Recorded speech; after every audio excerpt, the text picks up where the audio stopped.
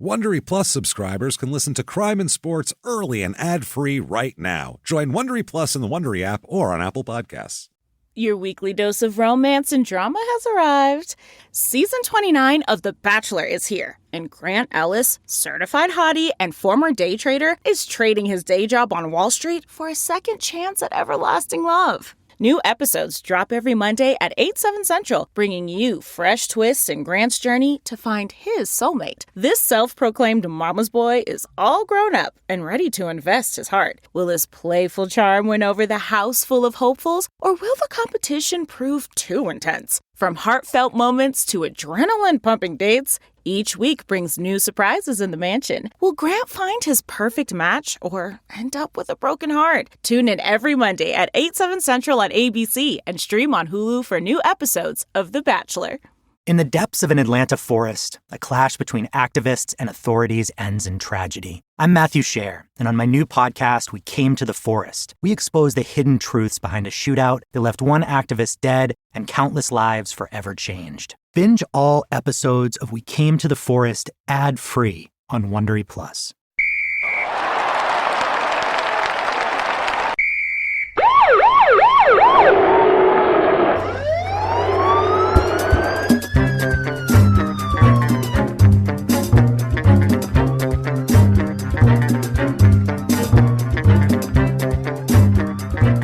Hello, and welcome to Crime and Sports. Yay! Yay indeed, Jimmie. Yay indeed. My name is James Pietragallo. I'm here with my co-host. I am Jimmie Whisman. Thank you, folks, so much for joining us this week. We apologize again. Last week we had to have an emergency day off. Sorry about that. We had some. I had some family stuff and some stuff that just couldn't do it. So I apologize. Wasn't going to be good. Put it that way. Wasn't going to be a good show for anybody, especially me probably. So, and you too. So thank you for hanging in there and understanding that. And we're going to come back this week hard, as we do if we take a week off. We come back hard, and we're coming back with an insane, drunken, brain damaged Russian MMA fighter. Oh, so great. I mean, it doesn't get any better than that, as we've seen from a few previous examples of Dotsic. This guy might be crazier than Dotsic. At least more evil. It's interesting, but we'll get into that. Thank you, everyone, also this week for your reviews. You're on Apple Podcasts, the purple icon, mainly those. They help a lot. We don't understand why, but they help drive you up the charts, and we don't understand why, but we thank you for those. And if you have not given us one yet, please do that. Get on iTunes, Apple Podcasts, the purple icon there. Give us a review. 5 stars would be wonderful. Doesn't matter what you say. Say you're following instructions, following directions. We're not asking you to write poetry or anything like that.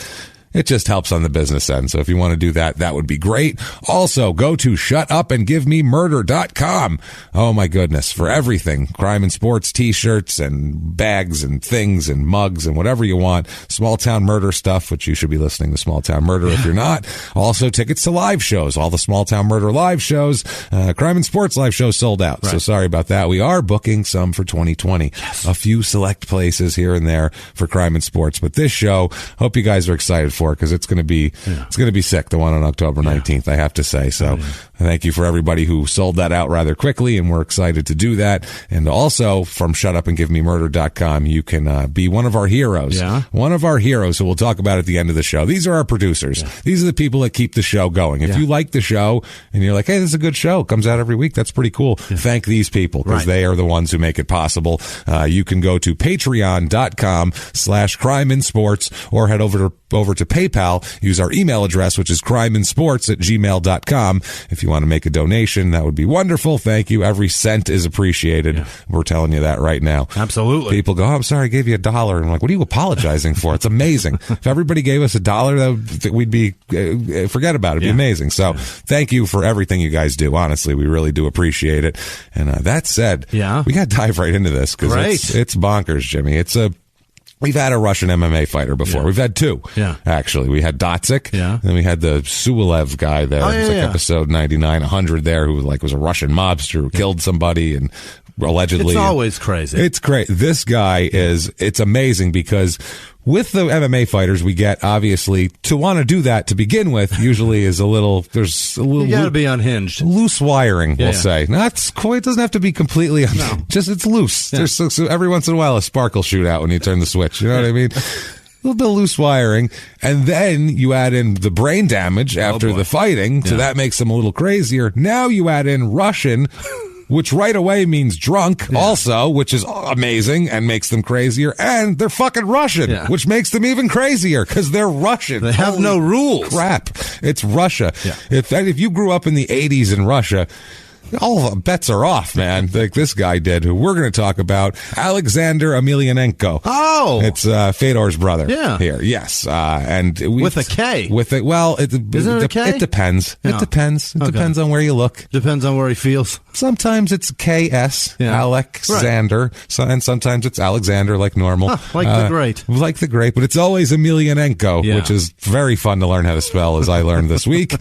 Very fun. It's much like Pietragallo. It's I feel your pain, Alexander. Yeah. He does not. He has a nickname though that I definitely don't have, and neither of us have. No. We couldn't carry this nickname off. What either is one. it? The Grim Reaper. Oh. And nobody, questions it because he looks like the Grim fucking Reaper.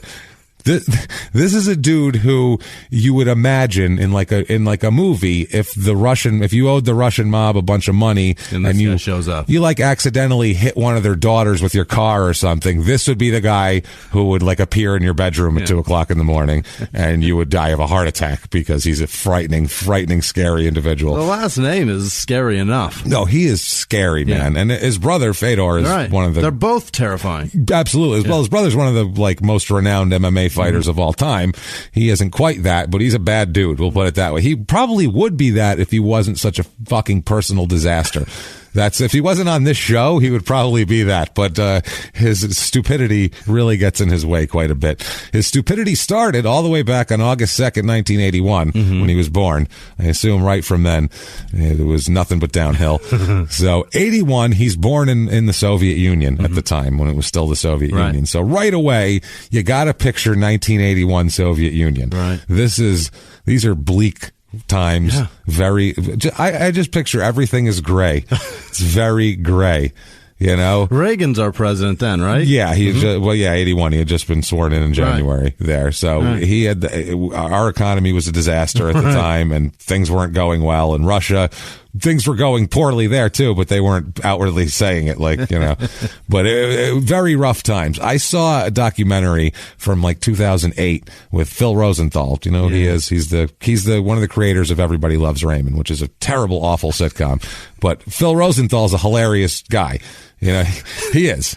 Go on. He put what people wanted on the air. We'll put it that way. But he's a hilarious guy. He chased the money. Absolutely. Oh, and he made $1 billion. Yeah, he made literally like $1 billion. Yeah. He lives in a castle now. It's insane. So he has a show on Netflix called Somebody Feed Phil, and he goes around the world and eats food and. Great. He's just a funny guy that's going around the world without a care. When his brother's on the crew, and he's just eating the best food in the world and just going, this is amazing. And he's not like an expert or a cook. He's trusting them not to poison him. Yeah, he's not he's going around eating from the best restaurants, and he's not going the acidity, really. He's just that's oh my god, and he's eating more. It's that's good. Oh, that tastes great. He would be that's unbelievable. He'll just put it in his cup. And they just laugh. It's hilarious. That's a great show. It's a great show. It really is. It'll bring you joy. Fuck yeah. It'll bring you joy. Anyway, so this guy, he was... Why didn't anybody think of that before? Well, How they do. That just it's just more now? serious. Yeah. It's like Anthony Bourdain if he was just a happy-go-lucky, had no idea older about Jewish food. guy who wasn't really a food, just kind of... Just having a great time. Wanted to go learn about food and was going around the world having fun. Holy shit, that tastes great. Oh, that's what he does. He's like, oh my God, how did I not know that existed? This is the best. How come nobody did this before? So they were franchising the Everybody Loves Raymond series. They do this with sitcoms. They sell them around the world, and then you'll make a Lithuanian, Everybody Loves Raymond. Great. And it'll be Everybody Loves, whoever the shit. Right. And whoever the Lithuanian. Yeah. Like it's Everybody Loves Kostya or some shit in Russia. Seriously. Right, exactly. So they sold it to Russia, and he had to go over to Russia to help them set this up. That's part of the deal. So it's a documentary called Exporting Raymond of this guy going going over to Russia and trying to do this, and it's just the bleakest. The television studio, Jimmy, looks like an abandoned warehouse. It looks like across the street from our hotel in Cleveland, which is like the for lease places that have probably been for lease since 1989. One of those, like abandoned. Since it was built? Yeah, since it was, no one ever moved in. That's what it looks like. And it's like you can hear the electricity in the walls. And he goes, you can feel the cancer. You can smell it when he goes in there. And this was in 2008. That's what I'm getting at. So in 81, not good. 27 years prior must have been way worse. Terrible. And under communist rule, and it's just a fucking disaster. And as it was starting to fall apart, he's born in Stary Oskol, Soviet Union. I'm sure I'm mispronouncing that. Starry asshole? Is that what you said? It's a starry asshole, Soviet Union. There. It's a city in Belgorod Oblast, Russia. Yeah. It's about 300 and almost 400 miles south of Moscow. About 200,000 people there. It's like a mid-sized town. Seems like it's like an industrial type place here. It's kind of near a river, so I feel like very Cleveland. This is the Cleveland of Russia. This is where he's born. You ever been to Cleveland? We have.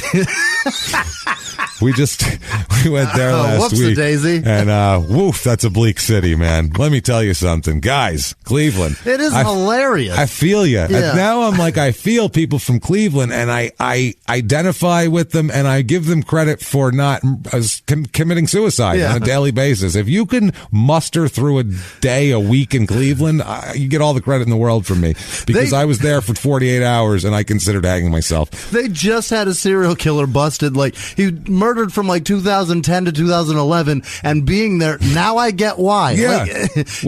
People were probably volunteering. They were probably like fish jumping into a boat. Is there a killer loose just walking around? Hi. Hello. If you're not dead Can in I buy Cleveland, you a beer? Just anybody. You're almost You look creepy. there. Can I buy you a beer? The businesses, it's like nobody did like a market analysis before they started building buildings, because they're like, we've got this beautiful 4-story building in Cleveland. And then people ran away. We're not renting Mass exodus. You're not giving that to us? No, we're not paying you money for that. To do shit in Cleveland. So he is, his family, his mother's a teacher. Her name is Olga.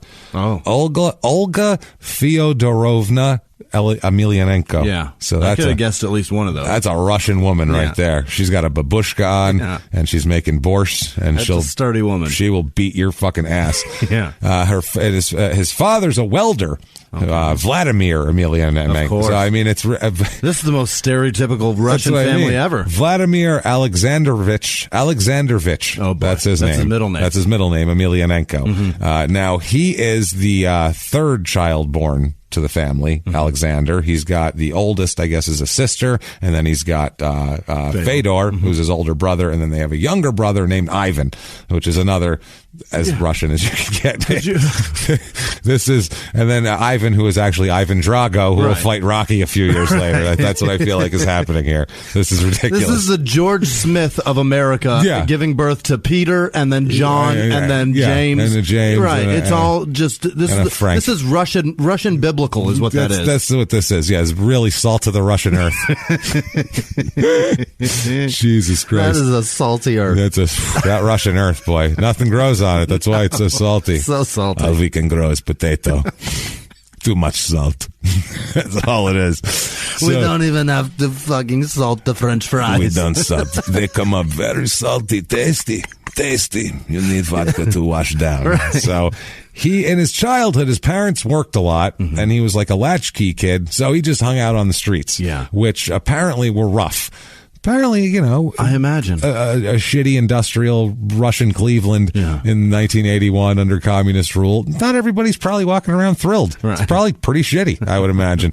So he used to be all sorts of street fights, and his parents are working, and so he would just go out and do shit, and they come home, how you doing? He's all bloody and just fighting people. Yeah. He was apparently involved in a riot between neighborhoods. A riot? A riet. At what age? As a teenager. We'll talk about it. He describes it. But when he grows up here through his teen years, he's huge. He's 6'4", about 255. Sweet Christ. He's a monster. As a teenager. Yeah, well, that's what he fights at later. So he grows into that. So he's a monster dude. He looks scary. He is scary, and he's afraid of nothing. Yeah. Oh, and he's drunk most of the time. So Be careful around this guy. If you see him wandering the streets, maybe give him a wide berth.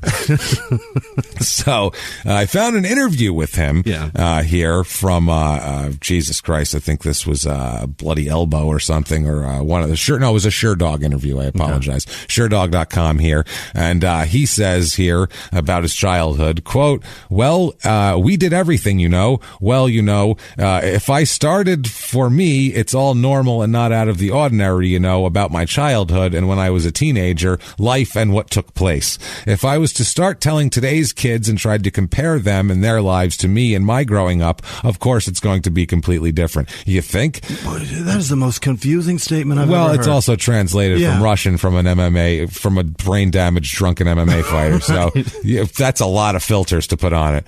Brain damage, alcohol, MMA, fucking Russian to English. Right. It's very much. I don't know. That's too many dictionaries to carry around. Hold on. They don't make a Rosetta Stone for that. Wait, I got it. I have it from sober to drunk right now, and I'm working on the translation also from drunk to brain damaged. I'm getting into that, and then I'm going to work on the Russian to English afterwards. Is everybody okay with that? It's going to be a minute. So obviously, if you grew up modern day or in 1981 communist Russia, it's going to be a different thing here. He says, you know, maybe some things that will be really shocking to a teenager or an adult now, for me at that time, was just in the scope of normality and nothing out of the ordinary, just a normal situation. When we went to fight, this is about his gang fighting. I remember we had in our city this huge conflict, and we fought one inner city suburb against another. We gathered something like 1,000 of us, and we fought against their 1,000. That is bananas. What? The Russian outsiders do shit differently. Right. This isn't like Patrick Swayze and fucking Emilio Estevez and Ralph Macchio. This is 2,000 crazy Russian teenagers fighting in the streets. And you've got to figure out which one belongs to which hood. That's crazy talk. The funny thing is, that's what they ask about that. They ask, how did you know who was who? So we'll get to that here. But he talks a little more about it. He says, we gathered on one huge abandoned building site, picking up sticks, basically anything that came to hand, rocks, and started fighting. So they met like it was a rumble. Yeah. They met like this was the greasers and the Socs, and they're going to meet for a fucking rumble. Except it's 2,000 insane Russian teenagers instead of like 12 kids from fucking Nebraska or wherever they were, from Oklahoma. 2000 BC. Nobody brought a weapon with them? No, just we'll find something when we get there. We're going to a construction. There's going to be sticks and rocks and fucking lumber, right? Yeah, we'll get a bolt. I don't care. This is nuts. He said, we overturn cars, sometimes police cars, and that's not normal, you know. It's youth, okay? Yeah. Basically, one of our friends was hurt by the kids in the neighboring suburb, and then friends of friends and friends of their friends came, and that's how it eventually happened. Many people showed up. The authorities didn't know what to do, where to send us. What do you do with 2,000 unruly teenagers? Where do you start shutting that shit down? That's what I mean. You just tear gas. Start shooting pepper spray bullets. I was going to say beanbag, like those jail things they shoot to stop prison riots in the yard. Don't they have like beanbag things?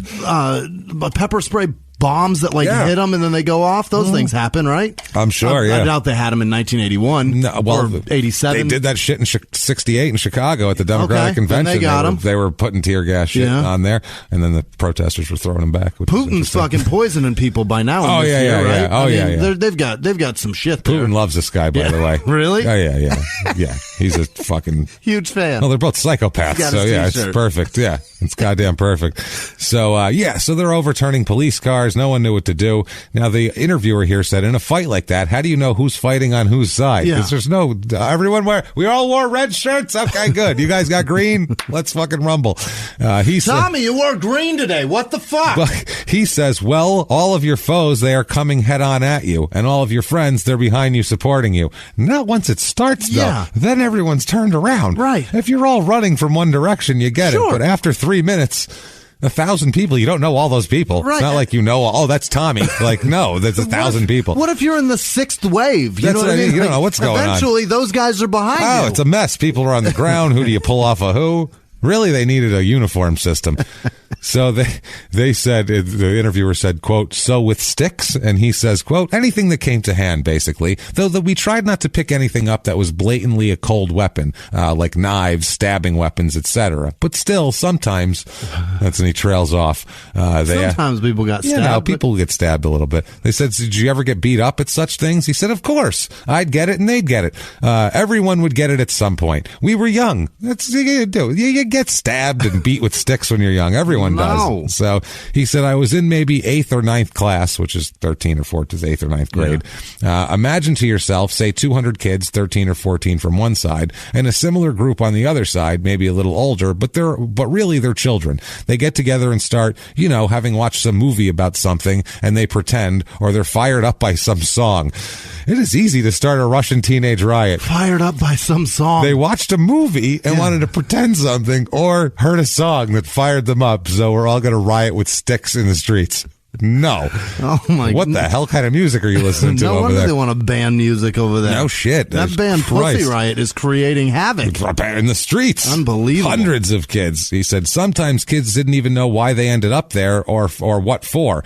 Some are there for a friend, etc. Most fights started over small stuff. Someone took a friend's money and went to work things out. Those hooligans called their friends. We called our friends. Everyone called someone, and so God fell on this church. I don't know what that means, but that's, they said that was a direct translation.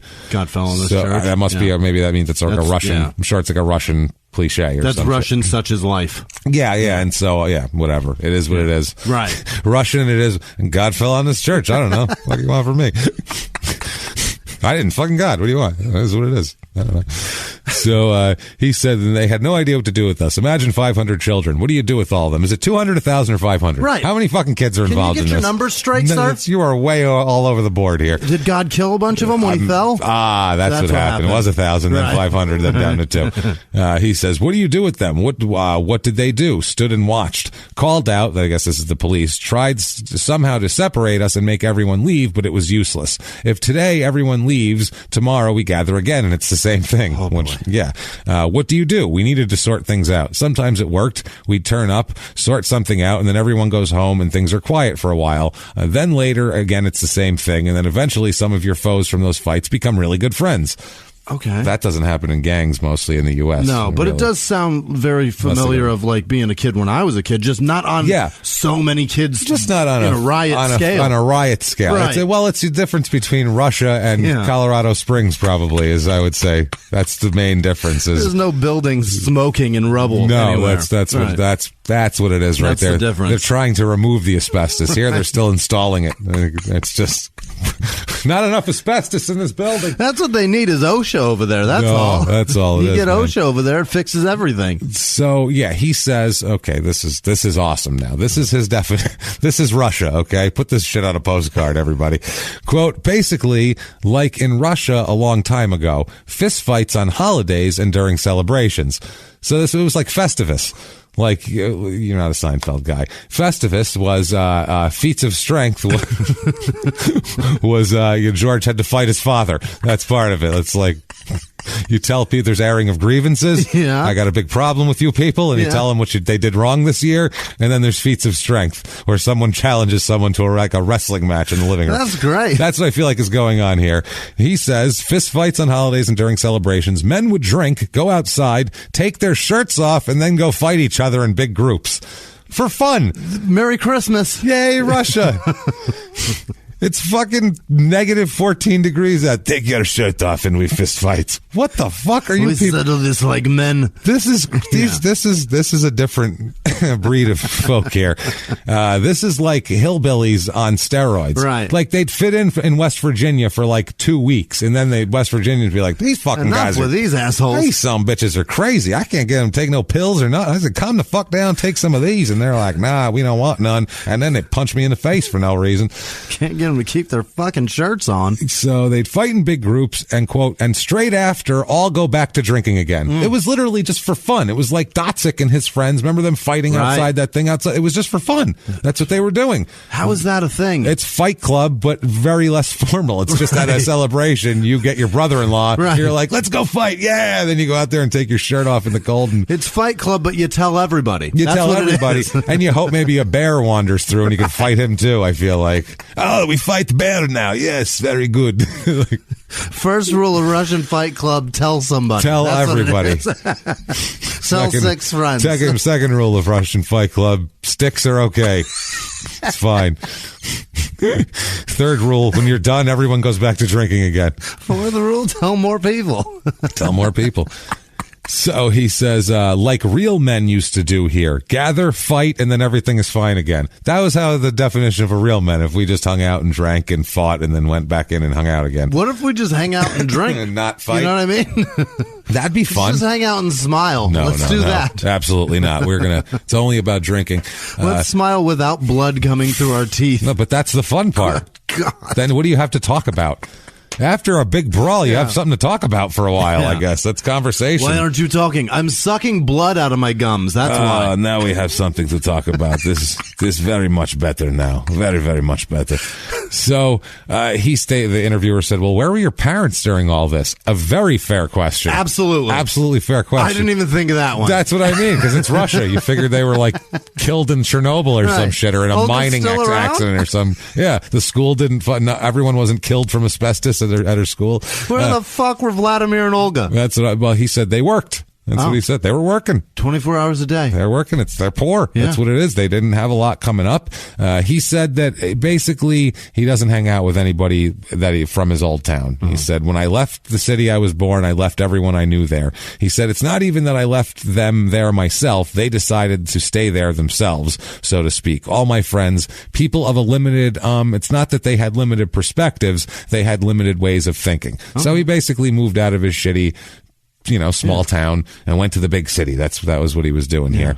He said people who are farther than the territory, that the place where they live, they can't see beyond that. He's talking about that. He says, quote, no matter how often you put a peasant on a throne, he will remain a peasant. Hell yeah. And so it is with my old comrades. There were friends, but then at any given moment, they were suddenly too different and walked away from me on their own accord. So I was like a yacht that gathers speed, and the others, some keep up, others lag behind. God, he's a fucking quote genius. Yeah, well, yeah, it's a good. That yacht line is great. The peasant line is really solid. He's very he's like Tolstoy basically. Yeah. He's got a lot of he's slinging some Russian verbiage at us like a bastard. He's here. like a Google rap name generator though. Yeah. That is a solid quote. That's with the not peasant. bad. Yeah, others will remain a peasant. Yeah, that sounds like something like Master P would have said, like in an interlude. How many times you put a peasant on a throne? It'd be a conversation. They'd be like, yo, man, blah, blah, blah. No matter how many times you put a peasant on a throne, he will remain a peasant. Ha, ha, ha, ha. And then it would kick in with some terrible... I'm the ice cream man. Terrible, fucking awful southern beats with constant that horse shit that I hate. God, I loved it. Oh, that shit I heard with like 3 notes of a piano looped. Terrible. Yeah. Not like that old East Coast shit that had soul and like had old piano hooks, soul shit from the 70s and hooks and cool stuff. No, none of that. We just want that. 3 things and no lyrics. It's just the fucking chorus repeated. We can make a Master P song with your That's it. That's a Master P song. And then you just go like 4 times, and then we loop that through the whole song. Look at that. And I used to bang it. Man. And then we represent Ricky Williams and ruin his career. Blaring through the Kenwoods. So, Jesus Christ. So, he says they either keep up or on their own or they fade behind. So he said, quote, when he was fighting, he said at 16 at the training school, I basically had a good time. This was a time when everything got interesting, hanging out, girls, that sort of thing. Now, this is when he started getting into, because we'll talk about him, fighting basically, and when he gets into fighting, because he gets into it at a very early age. He gets into sambo, and judo, and shit like that, wrestling, boxing, all sorts of shit. Also played basketball and soccer and shit in school. At 16, his mother forbade him from boxing. Oh. So he said he wasn't allowed to box, but he kept doing it in secret, apparently here. Also, at 16, he was a Russian master in judo. At 16? At 16. He was doing judo since he was 7. Wow. He started doing judo in 1988. Incredible. So, yeah, he's a bad dude. He said, quote, in reality, it was a very difficult time that every teenager has to overcome. I was training boxing and my mother forbade it, and I didn't tell her that I was going to boxing. I would come home and hide all my gear in the entrance to my building in a mailbox. So he said there were these big mailboxes, and I had a whole bag in one of them. They were my boxing glove, training boots, uniform, towels, helmet. I had everything, and I hid them, and so I'd say, Mom, I'm going out for a walk. And she'd say, okay, son, of course, go for a walk. And then I'd go to the letterbox, get my bag, and go training. And then I'd go back home and hide my stuff again. And next thing you know, next day, he's going back for another walk. Mm-hmm. So he said this was the time his friends were hanging out and drinking beer and hanging out with girls, and he would be training. That was his main thing. Okay. So that's kind of the way this worked. He says, him off the street. Kept him off the street after he was already on the street. Yeah. Said many of his peers became drug addicts. He said some were overdosed, some were killed in other ways. He said that, he was just happy to get away from there and do that. And he said he finished his education as an electric welder. Oh. He said, in reality, I studied. I gained to become entry to become an electrician. Then for bad behavior, they transferred me to the lathe operators, which is way different. That's a terrible job. That's not a good job. No, that's not a good one at all. No. Then for bad behavior again, where else do you go? Yeah. They transferred me to the crane operators. Yep. Then for some reason, they transferred me to the cooks. I'm going to go with bad behavior. Yeah. Just as a... Probably. I feel like it's a good bet. From a crane operator, you were a bad behavior? Yeah. To the cooks. You did some bad behavior as a fucking... That's dangerous as shit. And then finally, they transferred me to the electrical welder. So apparently it was just a circular thing. Russia, one big circle. So you fell backward into the same position. Yeah, he said, I'll tell you the training school, the electrical welder class, when I entered the electric welder class, it had just received as a gift from the school this big cake. The cake was for being the best class that half year out of the whole year group. And they were so proper. They almost all wore communist badges. They were so good. And I came in, had a look at everything. I can't take all the credit for making the class do everything that it did from then on. But for some reason, during the next half-yearly period, the class became the worst class in the entire school. It's not because, he says, and it's not because I blatantly turned the boys bad. I just showed them a few things, ways to see some things. I said that one doesn't need to live by some rules made by no one knows whom. One needs to look at things more simply. He's very Occam's razor, this guy. Yeah. Doesn't need to reinvent the wheel. One needs to live and live simply. Oh. To live and just be happy with life. So that means to be bad and fuck off. So it went from the best class to the worst class, and the only addition was him. That's it. The only difference between the worst class and the best class is Emelianenko. He says, so they put me in with the welders who were the best class, hoping that class would change me, but it happened that I changed the whole class instead. 30 people, and they never got a cake again. Yeah. He's the problem. This show should be called He's the Problem. This guy is always the problem.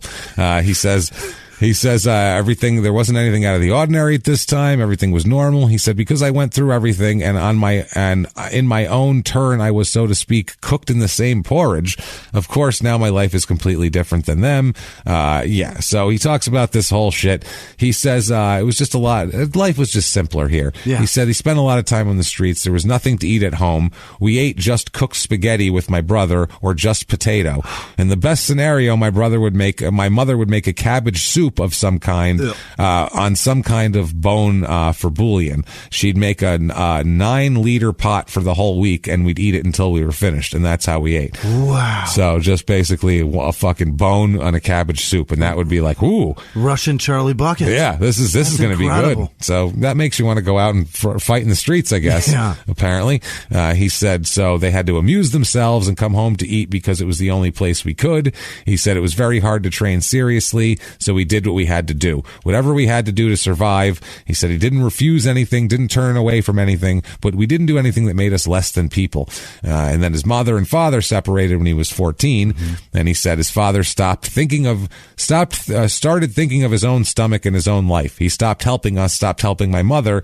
If she spent her teacher's salary just on herself, then my father spent his salary on himself. Didn't help us at all. Oh, Jesus. So his father left, and so they were getting spiteful against each other. That it cost the kids with a bunch of kids. Assholes. And big kids too. That's the other thing.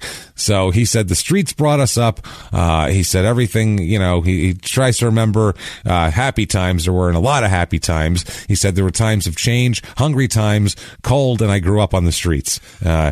This guy got that big eating cabbage soup, James. Can you imagine if he had protein? That's what I'm saying. As a child, from a young age, if he had like a young American child's diet, if he had McDonald's 3 times a week, this guy'd be a monster. He'd be huge. So they asked him if he still talks to his dad, and he said he has not spoken to him in a long time. He said he had a conflict when he was 16 years old, when he told me everything he thought of me. And now that all this time has gone by, the time when I needed him, when I didn't have him there, and now I've become successful, I've become a known person. When people all over the world know me, of course he wants to communicate with me. But why? He says. So that's his whole thing. So, in 88, he reached the qualifying standard of a judo master in the Russian Federation for that. 1999, he graduates from vocational school with a specialization in electric welding, as we mentioned. 1999, he's 18 here. He wins he's the gold medalist at the 1999 European Championships sport sambo competition here. It's an amateur sambo competition. He's the gold medalist there. Now, notice a time lapse. That's 1999. Everything's going solid. Next thing we talk about is 2003. Okay? He disappeared for 4 years? We'll discuss that and what one person says and then what he says in defense of that, which is probably not true based on this time lapse. Because he's going pretty well. 98, 99, he's doing it. All of a sudden, 2003, he moves from starry asshole to St. Petersburg. Not Florida, in 2003. Not Florida. Coming to America. Oh, baby. He's coming. I figure I'm going to move to Florida. I don't know why. I'm going to do that. This starry asshole's not for me. It ain't for me. I want to talk like this. So I thought maybe like, the Panhandle, but you know what? St. Petersburg, it just looks nice with Tampa right there, but it's like a little smaller than Tampa, so you don't get all that congestion. I like the sun and fun. It's Tampa without the roosters running around, if you know what I mean. Tampa, get your fucking shit together with those roosters, man. That is so weird. I don't care how long they've been there. You cannot have roosters in your streets running around. You can't do it. Chicken shit is gross. Round them the fuck up and get rid of them all. I'm sorry. Put them in a cage. I'm not saying you have to do it non-humanely. I don't say go kick them all. Round them up. Do whatever you have to do. Get them the fuck off the streets. You're not eating them, obviously. No, so what are you doing with them? Disgusting. It is. It's vile. Hey, everybody, just going to take a quick break from the show to tell you guys a little bit about HelloFresh. HelloFresh.com. HelloFresh.com. It's fantastic. We've tried it, finally. Got to try HelloFresh. Yeah. They sent it to us. It's so good. It really is. The meats are quality. Yeah. Like you were saying, like the tomatoes and everything like that. Top quality. Like they just got picked out of the grocery store. So good. I don't know how they shipped it to us with this kind of quality, but it's honestly amazing. HelloFresh is America's #1 meal kit. You can get easy, seasonal recipes and pre-measured ingredients delivered right to your door. All you have to do is cook and enjoy. HelloFresh makes cooking delicious meals at home a reality, regardless of your comfort in the kitchen. Step-by-step recipes, pre-measured ingredients, so you know exactly what you need. You'll have everything you need to get a really good dinner on the table in about 30 minutes. It's so easy. It's so easy and it's so good. There's something for everyone, from family recipes. They have calorie smart and vegetarian ones, fun menus like the Hall of Fame menu and craft burger menu, all sorts of good stuff. HelloFresh is flexible and fits your lifestyle. Easily change your delivery days, food preferences, and even skip a week whenever you need. Sure. You won't have to pay for it if you're not there. Break out of your dinner rut with HelloFresh's seasonal, chef-curated recipes every week and say goodbye to endless grocery store trips and takeout food, because HelloFresh is here. They have you covered. And like you were saying, what is it you made last night? I made burger. James, I made caramelized onions. It was amazing. And it was easy. It was so good. I know know you're not normally one to caramelize, and no problem with this. That's how good HelloFresh is. It really is. And right now, for $80 off your first month of HelloFresh, just go to HelloFresh.com/CrimeAndSports80 and enter the code CrimeAndSports80. 80. That's like receiving 8 meals free at HelloFresh.com/CrimeAndSports80, promo code CrimeAndSports80. And now back to the show. It's at this point where he begins regularly training with his brother, Fedor, which is, these two training together. Dangerous, yeah. Exactly. 2003, he wins the FIAS, which is the Fédération Internationale Amateur de Sambo, World Combat Sambo Championships. Oh. He's a gold medalist there. He's also the Russian Combat Sambo National Championship. He wins in 2003, 4, 6, and 10. Wow. He's a bad motherfucker. No kidding. And he's all about his hands. He doesn't want to wrestle with you. No. He's not real interested in wrestling. He can do some shit. Sure. He's decent on the mat, but he wants to knock you the fuck out in as little time as possible, and he's very capable of doing it. He's a bad dude, man. And also the Combat Sambo Federation of Russia, he wins the national championship in 2003. Incredible. Makes him sound like a high school girl who tossed a baton well. But he still sounds pretty fucking badass. No, he's a badass. Yeah. So he makes his pro debut October 5th, 2003 at Pride Bushido 1. Mm-hmm. This is at the Saitama Super Arena, Super Happy Special Arena in Saitama, Japan. Yeah. Here, he fights... Why does that make me laugh? Because it's so every single time. Because it's true. That's why. How many?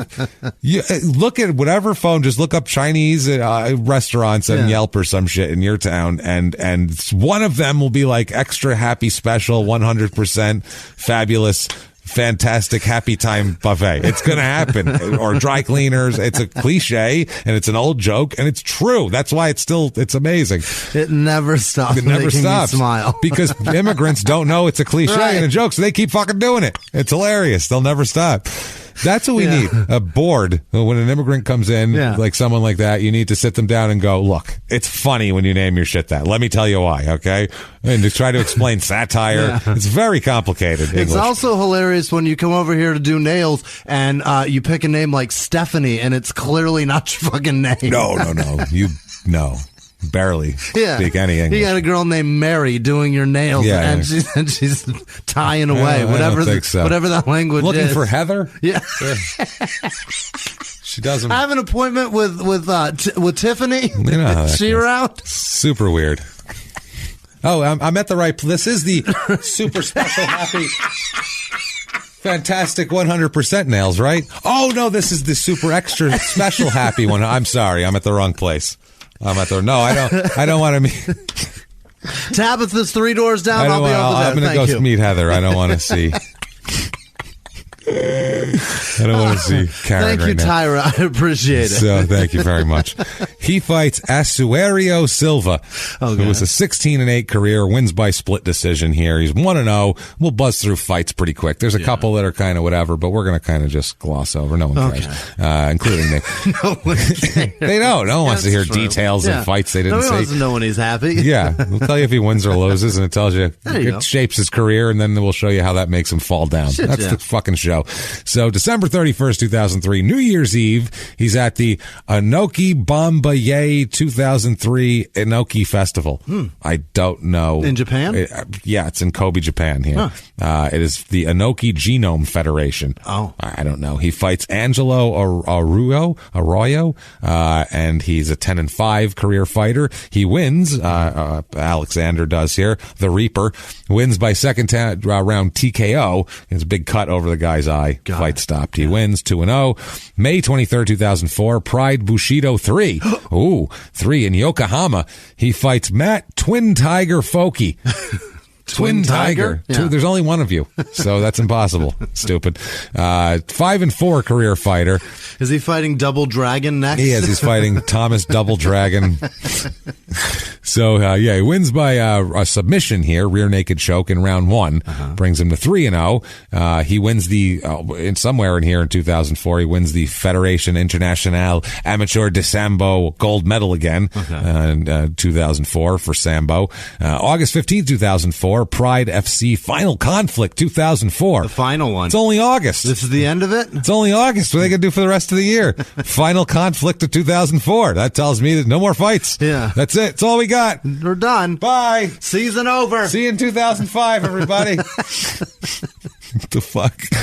He fights Mirko Krokop Filipovic. Okay. Krokop is apparently been around That's here. That's got to be a popular name, because there's a few of those, right? I don't know. This guy's... Unless it's just that guy? This guy's 38-11 career. Okay. It might be this guy that you're thinking of then, because he's been around. Okay. And he's in a lot of like major events. You see him on the card. I bet I've seen him. Yeah, he's there. Now, this is a round one loss here. Old Krokop beats him in round one with head kicks and punches, bringing old Alex to 3-1 here. So, it starts off... He fought a tough guy. Yeah. It's a good fighter. That year, September 4th, 2004, he marries his wife, Olga. What? Marries a woman named Olga. How did he do that? I guess the only name in Russia. It's just Olga. Yeah. That's it. But how do you do that when your mom's name is Olga? That's weird. I couldn't do that. No, I couldn't go out. That'd be weird. You'd be like, I could never fuck a Kelly. Never. No, that's super weird. No. This, What's Olga, your mom's first name? Angela. Yeah. You're fucking Angela? Nope. Not at all. Sorry, Angie. Super strange. Yeah, I've never gone out with an Angela. I don't know if I'm just automatically can't just veer away psychologically from that or what, but Kelly, no. Olga, fuck no. I guess in Russia it's going to be hard to shake. It's going to be hard. It's 80. They sat him down and they went, "Look, man, 84% of the women in Russia are named Olga." So you're going to have to get out of your head for this one, Alex. I don't know what you want to say. Yeah, you're just going to have to.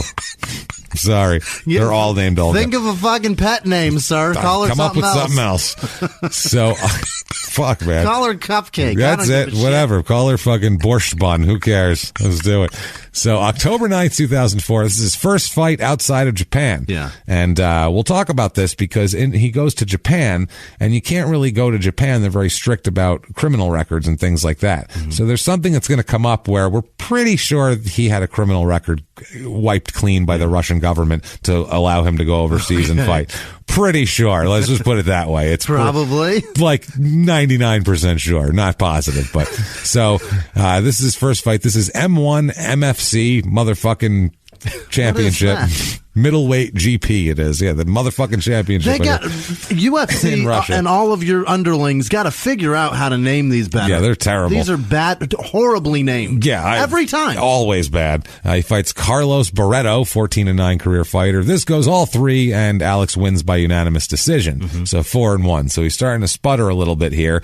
Halloween, October 31st, 2004. Pride 28 High Octane. Which sounds like gay fucking with a vengeance. That sounds like extra excitable gay fucking. High octane, get over here. I'm going to put it in your butt. Get over here. Right. That's really like hardcore. Yeah. Everyone's fucking jacked about it. It's just lifted white Chevy fuel. That's high octane bunch of for dudes. Your big Duramax. Bunch of dudes with white sunglasses on the back of their heads as they take it from behind. In their lifted white Chevy with 22-inch wheels. Going, come on. Right. Is that the best you can fucking do? Useless pussy. Fucking truck. Calling each other pussies. Here he fights James the Colossus Thompson, 6'5", 260, pretty big guy here. This is a 20-17 career fighter. Alex wins this one in 11 seconds. 11 seconds knockout with a punch. That's faster than you can say his name. That's pretty much it. He squared off, little bobbing and weaving, one punch lands, and that's the end of the fight. So I like it. Not great here. 5-1 record. He says he's very proud of his punching power. He says, quote, "My punches are like electric trains. If I miss, my opponent would catch a cold." Wait, what? I guess because he's going so fast. Okay. But an electric one? Those are like the bullet. Those are like the bullet trains. Got it. I think that's what he's getting at. I thought he'd just never seen a real I don't train. think he's talking about like a Lionel train that goes around, and that's not. My punches are like, choo choo, it's coming. That's not. I think he means like a bullet train, like in Asia, like one of those. Okay. And if I miss the breeze is so strong that he'll catch a cold. So cold wind. He's his prowess. If I miss. That's it. I'll sicken you with a miss. I don't even need to hit you. That's how good my punches are. So April 3rd, if I hit you, you go down. If I miss, you get the flu. Deal with that. What would you rather have? It's up to you. You sure you want to get in the ring with me? Want to pop in here? April 3rd, 2005, Pride Bukkake 6, which is, they finally just said, fuck it, let's just call it what it is. Why are we beating around the bush? What are we doing here? You see, they were in the missionary position for fucking 15 minutes. Just call it fucking bukkake. I don't know. What are we doing? Parts Bukkake 6. Just call it gangbang. Call it fuckfest. 500 on 500. Another. It's he fights Ricardo the Mutant Moraes. Okay. It's the Mutant. He's 6'8", 270. My Christ. He's a big man here. 10-4 career record. But kind of skinny, yeah? 6'8", 2. That's just a big mother. No. That's a lot of man, right? No, that's just a lot of person. I don't know. 270. That doesn't seem so scary. It's for pretty 6'8". It's pretty big. It's a lot. It's big. It's a lot of person. That's a big dude. Yeah. And you see the picture of him. He looks like an action figure. Oh, like really? He's cut and he's a big dude. Okay. Yeah, he's 4 inches taller than me and at about 75 pounds. 100 pounds. Jeez, that's a lot of man. I'd die. Yeah. He's 170 pounds. Christ. So this fight lasts 15 seconds. Wow. Alexander knocks him out with a punch in 15 seconds. He knocked out a 6'8" man. Yeah, in 15 seconds. 15 seconds. Not bad. This fight here, we'll talk about. Yeah, so that knocks him out. 6-1. This brings him to. Next fight's October 9th, 2005. Bushido Europe. Bukkake Europe. It's called Rotterdam Rumble. Oh. Rotterdam Rumble. Yeah. Let's get it on, motherfuckers. It sounds like a bad YouTube video. It really does. Yeah. It's the Rotterdam Rumble, Bukkake Europe. That sounds awful. It's sounds like what they would call the rap to promote this. Yeah, the Rotterdam Rumble, like the Wrestle Rock Rumble. It's the same shit. Jesus, he fights Rene Ruse, which is booze with an R instead. 5-4 career record. This fight lasts 28 seconds as he knocks Ruse unconscious, and he remained that way for several minutes. Really? Knocked the guy out cold for several minutes in 28 seconds. Wow. So he's on a run of 3 fights that he hasn't been in the ring a whole minute for. Yeah. He's literally, his last 3 fights combined are less than a minute of ring time. You ever knock somebody out? Yeah. For more than a couple of minutes? I don't know about that. I have not. I'm not going to stare there and watch. No. I've seen people go down, and I've seen them get knocked out, and I've never seen it for several minutes. No, several minutes That's is bad. Horrifying. That's terrifying. Yeah, that's not good. That's what happens there. Somebody get the police, and I'm leaving. Yeah, that's like, I used to, like on a football field, guys will get knocked out like that, and they bring out smelling salts and all that shit, but without, medical intervention. Oh, God, that's terrifying. So, December 31st, New Year's Eve, 2005 here, submission win with a rear naked choke against Powell Nastula, some random guy here. 8-1 this brings him to. 2006, he is the World Combat Sambo gold medalist again at that one competition. May 5th, 2006, Pride FC, total elimination, absolute. You're killed. What year? It's to the death. What month?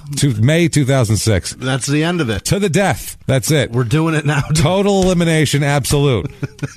We are going to cut your head clean off if you lose. We're done. We had final conflict, and now this is total elimination, absolute bukkake. This is how this works. I'm sorry. Your head is going to be rolling around with jizz all over it. That's how it works. That's what we do. You lose, you just guillotine, and then it's a bukkake fest all over your severed head. Your dismembered corpse. So, this is Josh the War Master Barnett here that he fights. And he's a 35-8 fighter. This guy's no joke. He's on a lot of main events. He's a real no-joke fighter here. This fight goes 2 rounds, and Alexander loses by submission here. Gets caught in a key lock and loses. And now he's 8-2. And that was apparently a tough loss for him, too. He was hurting after that loss. September 10th, 2006, he fights Sergey Karatonov. I don't know. 28-6 career fighter. That translates to Carrot Top in English. I believe Sergey Carrot Top. Sean Carrot Top, I believe that translates to in English. Sean Carrot Top. Good to see you. 28-6 career record for Sean Carrot Top. This is a TKO in round 1 for Alexander, bringing him to 9-2. Not too shabby. So November 12, 2006, he fights Fabrizio Werdum. Fabrizio. He's fighting an Italian guy? It's a Fabrizio. Werdum. I'm not sure if that's his last name. Maybe. Werdum. Maybe he's English. I don't know what the fuck he is, but 23-8 is what he is in his career here. Now, this fight, he says, Emelianenko here says that he didn't train at all for this fight.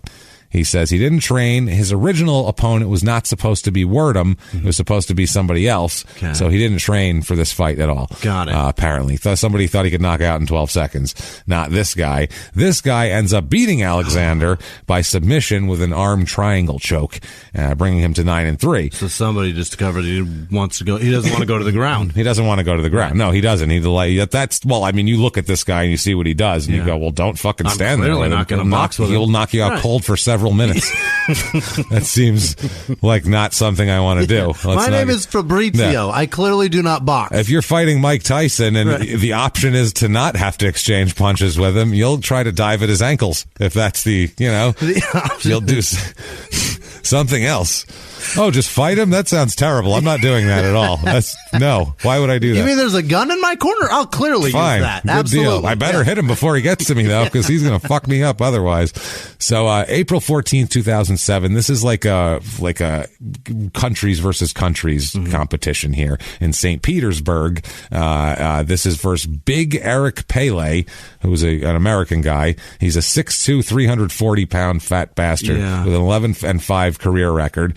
Alexander wins by knockout in 4 minutes, bringing him to 10-3. On hand at this fight are Vladimir Putin, Silvio Berlusconi, and Jean-Claude Van Damme. You have to be hanging out in the same group. Now, okay, I don't know about Jean-Claude Van Damme's politics. I didn't realize that he's, a far right wing. And we're not talking right wing like American left right. We're talking this is way far right. We're talking this is like global right wing, like crazy kill everybody. Yeah, like KGB right wing, crazy poison shit. Everybody, take over the world. There's a few people in the U.S. lately. I don't know where they got it from, but they lately think Putin's a decent cat. Like they're like, yeah, he's a good. No, Putin's a fucking monster. That's not subjective. No, it's not political. It's not even like he's a human monster. There's no argument. So there's no reason to go the other way. He's a reptile in human skin that will eat you, unhinge his jaw, and take you in like a fucking snake. That's beneath what he is. His suit there are scales and slime. Yeah, that's what it is. It's very frightening. Yeah, that's how the suit sticks to him. Not a good cat at all, if you know it. And then Berlusconi somehow is slimier than Putin. Right, he's like Putin without the KGB training. He's Putin if Putin was just a scumbag businessman who likes to fuck, 18-year-old prostitutes all the time and brag about it in front of the country. On a park bench. Yeah. Like he's not even hiding it. You go, I'm the prime minister, huh? I'm fucking nice, huh? Go tell your dad I'm good man. International Bukkake, vote for me, huh? Come on, bring your daughter, hey! That's what we're talking about here. And then Jean-Claude Van Damme to round out this trio of fucking weirdos. With them? Yeah, he's hanging out with these fucking people. Unbelievable. It's interesting here. He was my hero. And don't you dare say that saying Putin's a bad guy is political, because that is absolutely not. Fuck you, okay? Now I wish those trucks on that commercial had just swerved apart and let him fall on the fucking street. Pow. Oh, shit. Whoops the daisy, Whoops, John. Sorry. Your taint is now destroyed. We've taken off the first 12 layers of your taint. Oh, man. So, this is now July 21st, 2007. He fights Jesse Gibbs, who's a 10-6 fighter and who sounds like he is like a truck driver from Tennessee. Jesse Gibbs has drive the long haul. Big rigs. How you doing? Yeah. How y'all doing? Nice to see you. Now, keep away from them lot lizards. You know what I'm saying? Because I don't want to get no diseases and bring them home to the old lady. You know how that go. I'm here because my DOT hours is up. It told me I got to sleep, so I guess I'm sleeping. So I need rest. I'll take my rest. He wins in the first round, Alexander does, with a submission, 11-3. Jesse's exhausted. He's been on the road all night. He had to drive his big rig to get to the fight. He goes, I had delivery in the next town. I said, I'll take that fight. I'm going to be delivering something right there anyway. So, July 30th, 2007, Alex and Olga have a daughter. Oh, boy. Of course, because he should bring children into the world. Is her name Olga? Her name is Polina. Oh. Not Olga. Well done. Not Olga Jr., thankfully. Yeah. So, way to break the cycle. We name after my mother. I have no same name. You all the same. That's why we all same name. We name after the mother. Keep going forever and ever. Polina, though, that's the root word of pollinator. I believe so. The pollinator. October 19th, 2007, he fights Dan the Bull Bobish. Okay. Dan the Bull Bobish. Is he a white guy? American guy? Yeah, I believe so. He's clearly a white guy. Something like that. Yeah, he's definitely white. 6'1", 332. Holy shit, that is that's a fucking wide man. That is a big beanie butterball of he's like a butterbean. Yeah, that's what he is. Yeah. He's that's pretty much butterbean. Sure is. Like in his payday before he got really fat. God, that's a lot of person. Yeah, he's 17-9 in his career, and he wins. Alexander does with a submission guillotine choke. So he got down on the ground with this fat fuck. He got around him. It must have looked hilarious watching this guy like a turtle on his big fat baby. I got to get up. His legs going up in the air. That must have been awesome. Yeah. At 1:09. Oh. So didn't take very long. 12-3 this brings him to. This is Babish's last fight. Really? Last fight for the Bull as he hurts his back in this fight, and he didn't want to have surgery, so he just retired instead. Now, March 2008. This is fucking hilarious. This is when a rift starts between Alexander and Fedor. Yeah. They're not pals anymore. No? For the last about 10, 12 years, they have not. Brothers don't talk. They don't hang out. No, They, as a matter of fact, take shots at each other in the press. Back and that's forth. awesome. Oh, it's pretty fucking amazing because they know a lot about each other. And way too much. This might be what started it because basically there's an interview published. This is March 21st, 2008. Fedor, they ask him a direct question. They say, was your brother ever in prison, Alexander? And he says, yes, he was, as a matter of fact. He was sentenced to 5 years in prison, but was released after 3.5. Kind of like mid-99 if he went to jail and came out in like 2003 ready to fight. He was a young man. That's 3.5 years where he said, where the fuck did he go? Right. Probably prison. Wow. That's the point. Think about that. Yeah. There's no other time in his whole entire career before or after where he disappears for 4 years. 3.5 years. Wow. Here he disappears, and his brother's like, hey, he was in prison. Right. They just asked him a direct question and he answered it. There wasn't like, oh, this is I don't know if I can say it. Right. I shouldn't tell you. He was just like, oh yeah, he was in 5 years. They sentenced him to, he did 3.5. Like, next question. For what? Well, that's the thing here. So, they said it's at this point, he says that, he still lives in Starry Asshole. Yeah. Fedor did. And, he goes all over the world. That's like, up here we got Table Mesa Road, which is table. Yeah. Sorry Asshole is just asshole road. That's it. He says, they rarely see each other, and they talk about this whole thing. And Fedor says it's true. They gave him 5 years, but he was released ahead of schedule after 3.5 years. And the interviewer says it seems for robbery, and Fedor says, quote, there were many episodes. I don't feel like stirring up the past. Having lost 3 years, returning to the ring is a feat, and he says, not in this case. It's far from a feat. Although 3.5 years greatly delayed his growth as an athlete, and in everyday terms, Alexander became different. The prison left its mark. His views on life have changed. It seems to me not for the better, as we'll talk about with his tattoos and everything else. Shit. This is the thing. When we're talking about episodes, are we talking like as many episodes in like a season of The Wire, or like as many episodes as like Seinfeld? I think we're talking like I Love Lucy level, on TV for 12 years. Like Saved by the Bell like amount of episodes? The Simpsons amount of episodes. At this point, I feel like it's like a 32-year. This is a problem. Yeah, and it was good for the episodes were good for like the first 18 even, and then just the last 12, the episodes have gotten a little sluggish, you know what I mean? So they farmed it out to interns. It's not as good anymore. So he says, he said, they ask him, are you different than your brother? And he says, yes, I am sure this could never happen to me. Fedor says, while Alexander was looking for adventure in his back seat, I plowed in training. I had a goal to achieve something in sports. Now, he also goes on in this interview to say that Alexander's a better athlete than him. He says he's a better natural fighter and a better athlete than him. Basically says he's got all the tools that I bet more than me. Right. And if he did what I did, he'd be better than me. If you put my brain in his head, winner. Yeah, he's better athletically than I am, and he's a fucking huge guy. Now, Alexander, they ask him about it, and he's like, I've never been in prison. He says in this thing, never spent time in prison, don't know what you're talking about. No. I just took time off for those 3 years, and there's no record of me doing anything in public ever for 3.5 years. You know, people do that. People just, when they're 18, they just drop out of society a lot of times. It's, and then it's like a Mormon mission, except I did it for 3.5 years, and I didn't knock on any doors. I just hid in an apartment with another guy and had Pride Bukkake Fest. I don't know what happened. So I became a Sherpa and guided people up whatever that mountain is. I just carried them on my back. Oh, I thought you were trying to think of like a Russian mountain. No. I'm like, I don't know, man. So Siberian range, I have no idea how to help you. And then it's just Everest. Most famous one. It's just Everest. The biggest one. That one that people climb.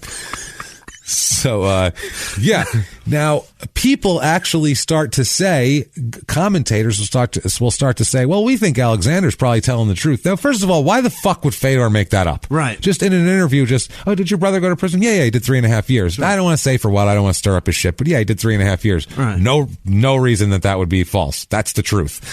Right. But people say later on, well, then how'd he get into Japan in 2003 to fight? He wouldn't have been able to get into Japan in 2003 to fight. Excellent question. I don't know, unless Putin likes you, or unless the Russian government wants to expunge your record because you're a good representation of their country to go fight, right. And they like that shit. That's a possibility. And, it's Russia. It's very crooked.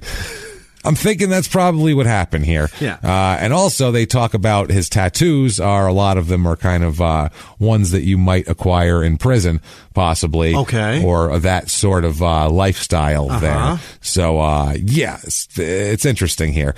So, April 3rd, 2008, he's fighting here again. This is right after this whole thing comes out. He fights Silvio Santos, who's a 5-3 fighter, and he beats him in first round. Alexander knocks him out 13-3. Now, July 2008, Alexander is signed to make his United States debut at Affliction Band is the name of the thing. Another what douche. Year? 2008, July. This is July 19th. This is supposed to happen. But at the weigh-ins for the event, it is announced that Alexander is unable to meet the licensing standards of the California State Athletic Commission, and he's replaced by Gary Goodridge.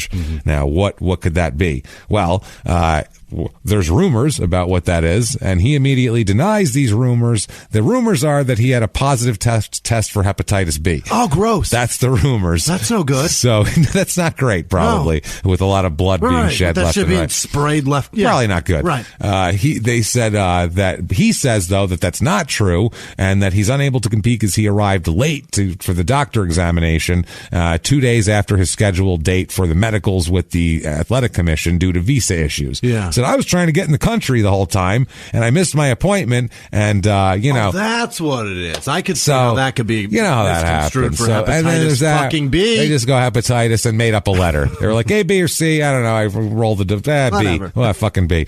Now, the problem is California State Athletic Commission, due to privacy laws, isn't allowed to. Right. You can't disclose that. They can't, say exactly what it was. So he's the only one who knows, and the board who isn't allowed to say anything about it. Right. So, they're not allowed to comment why he was denied a license. But a member of the athletic commission commented on a radio show that Emelianenko was not and would not be cleared in California, and this would stand for all of the U.S. So that doesn't sound like he missed an appointment. No. It's like, we're sorry, we gave him one chance, and we don't like tardiness. Right. Let's just put it that way. He won't be licensed anywhere in the country. We don't stand for tardiness. Listen, we have a zero tolerance. That's it. We have less tolerance for tardiness than hepatitis B. Than hepatitis B. C, we'll let it go a little bit. Well, B, conversation. No, sorry. B, more like be gone. Be gone. So so he is he's not allowed to appear at that thing here, and he was still having his licensing problems as it went on. Right. Could never get licensed. So November 21st, 2008, he fights Sang Soo Lee, who was 18-13 career fighter, and he's only like 195 pounds. This guy. Sang? Yeah, Sang. He's a smaller dude to fight in the heavyweights. That's rough. This is a first round TKO for Alexander. He beats this dude back to wherever the hell he came from. That wasn't Russia, I'm sure. It was Japan. Was Sang Soo Lee? I'm not sure. Sang Soo Lee. My friend was Sang-in Kim, and he was from Japan. From Japan, but was he Korean? No, Japanese. Okay, but those are... Isn't that a Japanese name? No. I don't know. His parents... They might be. His family also had a Japanese restaurant, and they seem to be quite Japanese. Maybe they're Japanese? Maybe they're not. Maybe they're bullshitting, and Americans like me are just dumb. And we'll just believe anything they say. We all look the same, huh? Eat some of our fucking Japanese food. Take that, asshole. The buffet's $8.99. Come on in. So that's 14-3 for Alexander. March 29, 2009, he fights Ibrahim Magomedov. It's a 22-8 career fighter. This is a 51-second long fight. Alexander wins by TKO. So he really he'll just pummel you. Yeah. He's 15-3 now. A few miles from the glass spires of Midtown Atlanta lies the South River Forest. In 2021 and 2022, the woods became a home to activists from all over the country who gathered to stop the nearby construction of a massive new police training facility, nicknamed Cop City. At approximately 9 o'clock this morning, as law enforcement was moving through various sectors of the property, an individual, without warning, shot a Georgia State Patrol trooper. This is We Came to the Forest, a story about resistance. The abolitionist mission isn't done until every prison is empty and shut down. Love and fellowship. It was probably the happiest I've ever been in my life. And the lengths we'll go to protect the things we hold closest to our hearts. Follow We Came to the Forest on the Wondery app or wherever you get your podcasts. You can binge all episodes of We Came to the Forest early and ad-free right now by joining Wondery Plus. He was hip-hop's biggest mogul, the man who redefined fame, fortune, and the music industry. The first male rapper to be honored on the Hollywood Walk of Fame, Sean Diddy Combs. Diddy built an empire and lived a life most people only dream about. Everybody know ain't no party like a Diddy party, so. Yeah, that's what's up. But just as quickly as his empire rose, it came crashing down. Today I'm announcing the unsealing of a 3-count indictment, charging Sean Combs with racketeering conspiracy, sex trafficking, interstate transportation for prostitution. I was up. I hit rock bottom, but I made no excuses. I'm disgusted. I'm so sorry. Until you're wearing an orange jumpsuit, it's not real. Now it's real. From his meteoric rise to his shocking fall from grace, from law and crime, this is the rise and fall of Diddy. Listen to the rise and fall of Diddy exclusively with Wondery Plus.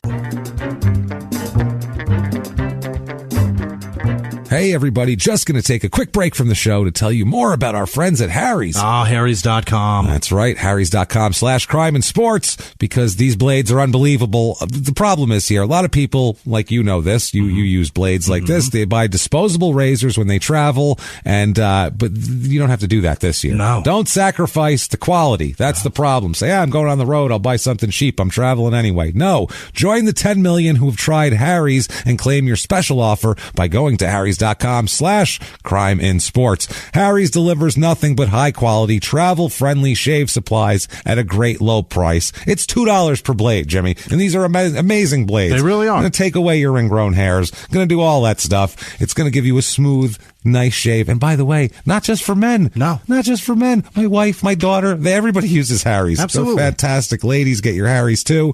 To keep prices low, what they do is they cut out the middleman by purchasing a world-class blade factory in Germany, and now they can give you the prices and the quality that they want at factory direct prices. Harry's is great. We cannot say enough about Harry's. This summer, refresh your wallet and your face with a Harry's trial set. This comes with a weighted ergonomic handle for easy grip, 5-blade razor with lubricating strip and trimmer blade for a close shave, rich lathering shave gel that will leave you smelling great, and a travel blade cover to keep your razor dry and easy and on the go.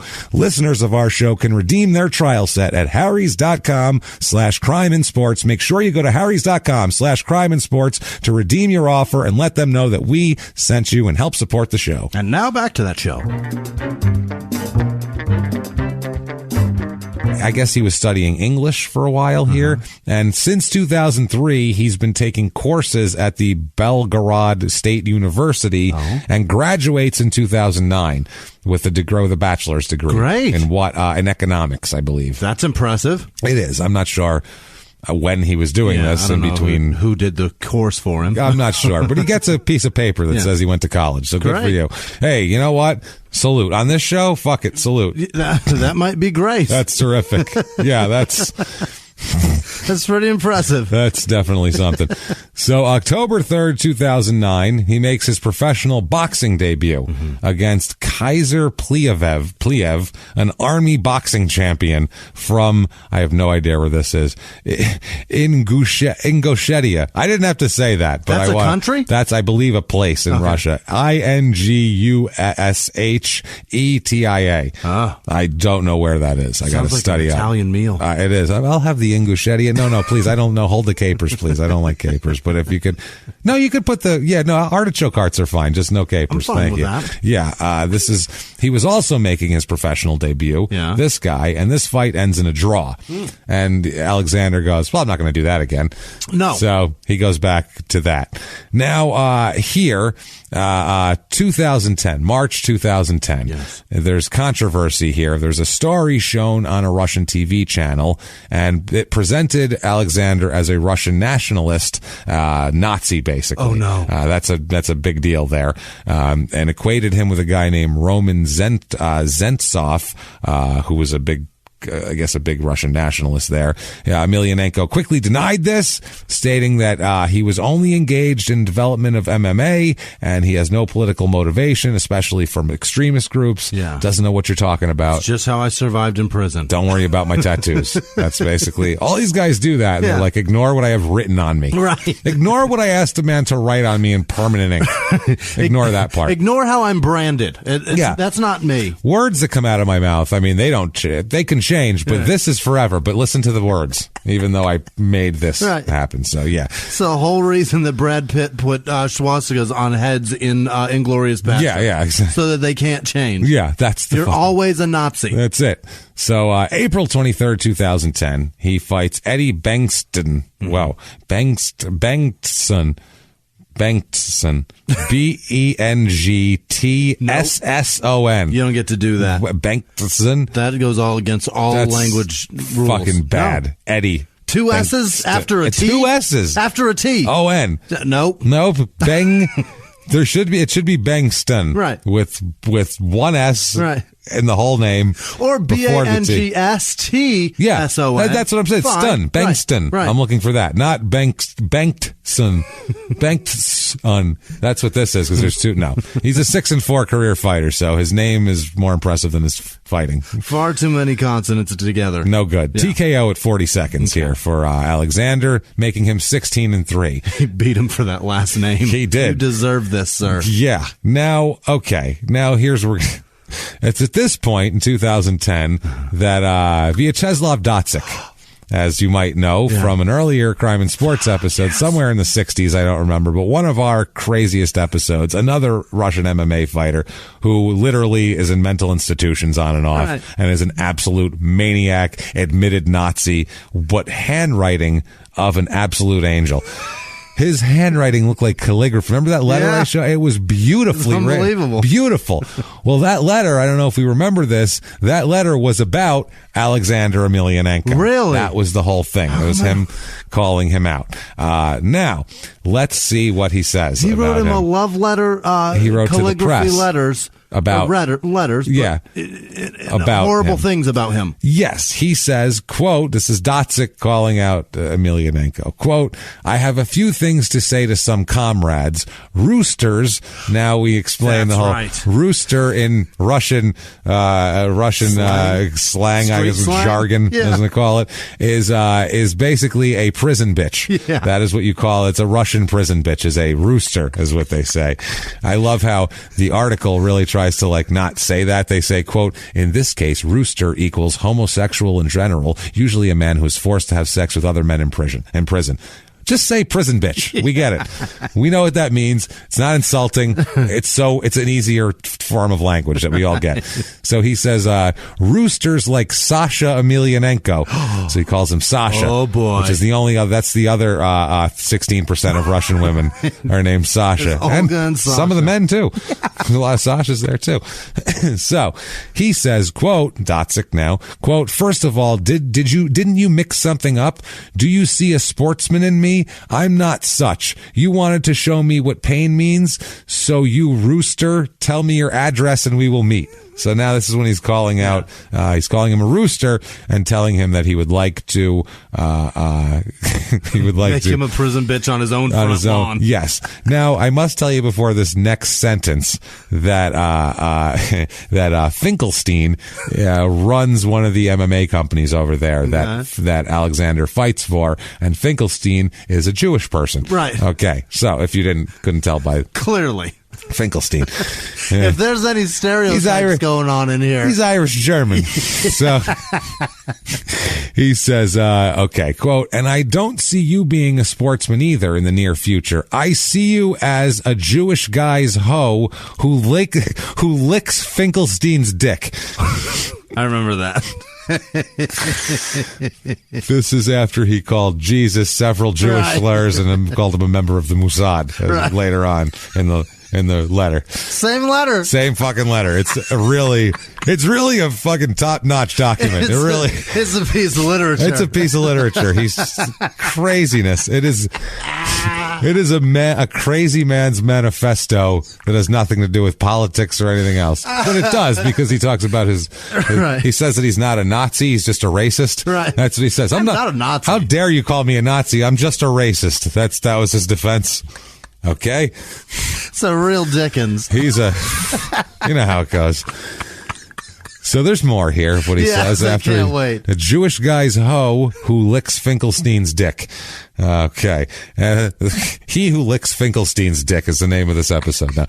And your tattoos, I see you have removed them. They were fake ones, huh? Because I guess he had a couple tats removed from prison. He had some prison shit going on. You want to get some shit taken off sometimes. Yeah.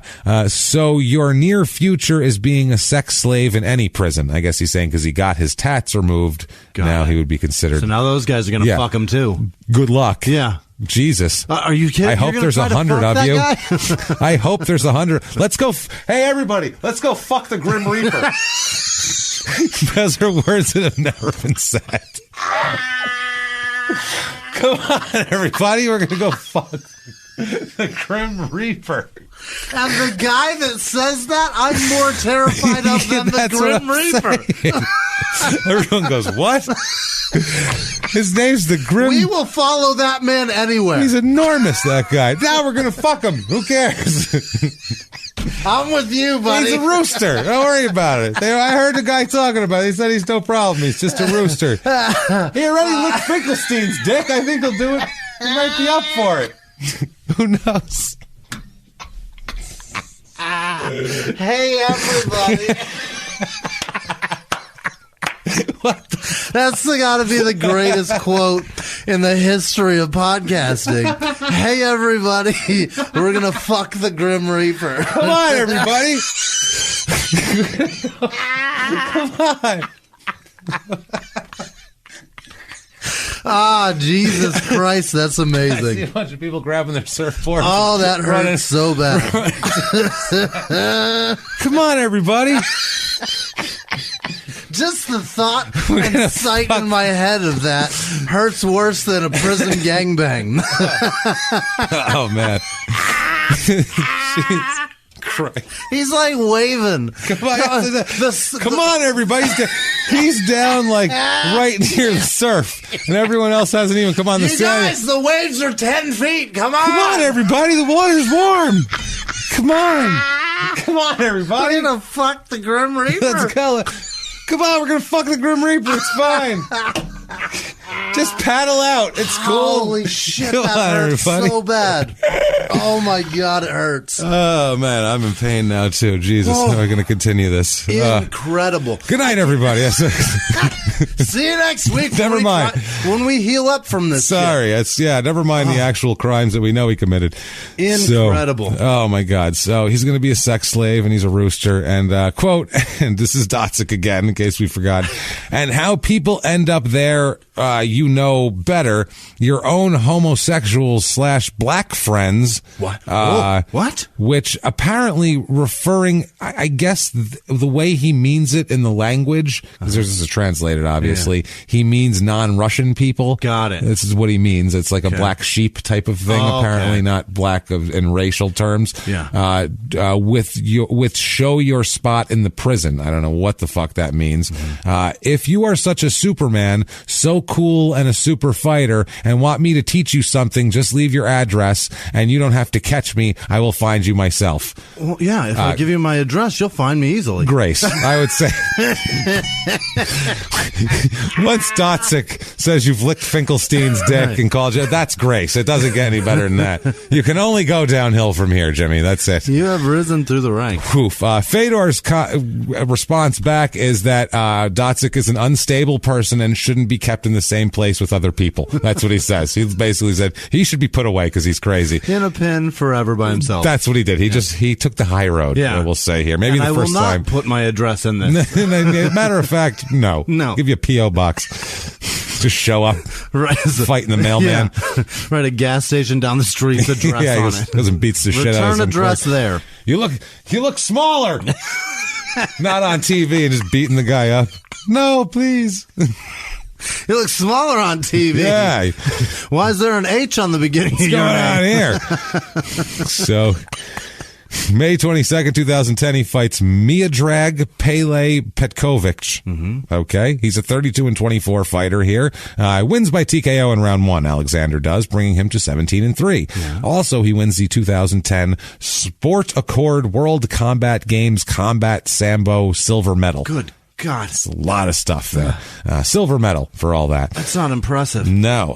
Also this year, he makes some appearances on TV shows. Okay. He's becoming like a personality now, which is strange. Kind of like that. And in Asia, too, because he fights in Japan, and he fought in Japan. He's on a Korean comedy show, which is interesting. And he's on a Russian show called Big Races, where he basically fights a bull and loses 2 teeth because bulls are like 3 tons and not that big, but they're huge and they'll fuck you up. He's fallen down to like reality He's like shows? bullfighting. Yeah. I guess it's like Dancing with the Stars over there, sort of, to do the show. Remember when Carl Lewis raced a cheetah? Like, that's what this feels like. It's like a Battle of the Network Superstars or some shit, like 70s, so those bad, that the Sklar brothers used to do the commentary over on the ESPN Classic. Yes. That shit was funny, actually. Well, I'm sure that's funny, but the not fucking the premise is dumb as shit. It's terrible. Oh, it's so embarrassing. I want to watch fucking Eric Estrada and Chachi race each other. Right. No, I don't want to watch Eric Estrada race Chachi, ever. And then Henry Winkler's going to fucking come into the race on the relay. I don't think so. Silly. So, and in the some Korean comedy show, I don't know. He also was in a Russian TV series called Yevgeny Sidikin, which means Olympic Village. I guess it's supposed to be like a bunch of Russian athletes. And he, along with a couple other MMA fighters, appeared on the show as good guys. They were like, part of the Olympic Village crew, apparently. Yeah. Now, and during 2010 here, he was in talks with a Polish promotion for a matchup with some like strongman, some weird like weightlifting strongman guy. It was going to be some exhibition, weird, horrible spectacle fight. I guess it never happened. Apparently, he's though, got to have this fucking hepatitis then if he's falling into this shit. The thing is, the promoter, the reason why it never happened, said that it's not going to happen this fight, and this is the owner of this, the co-owner, Majij,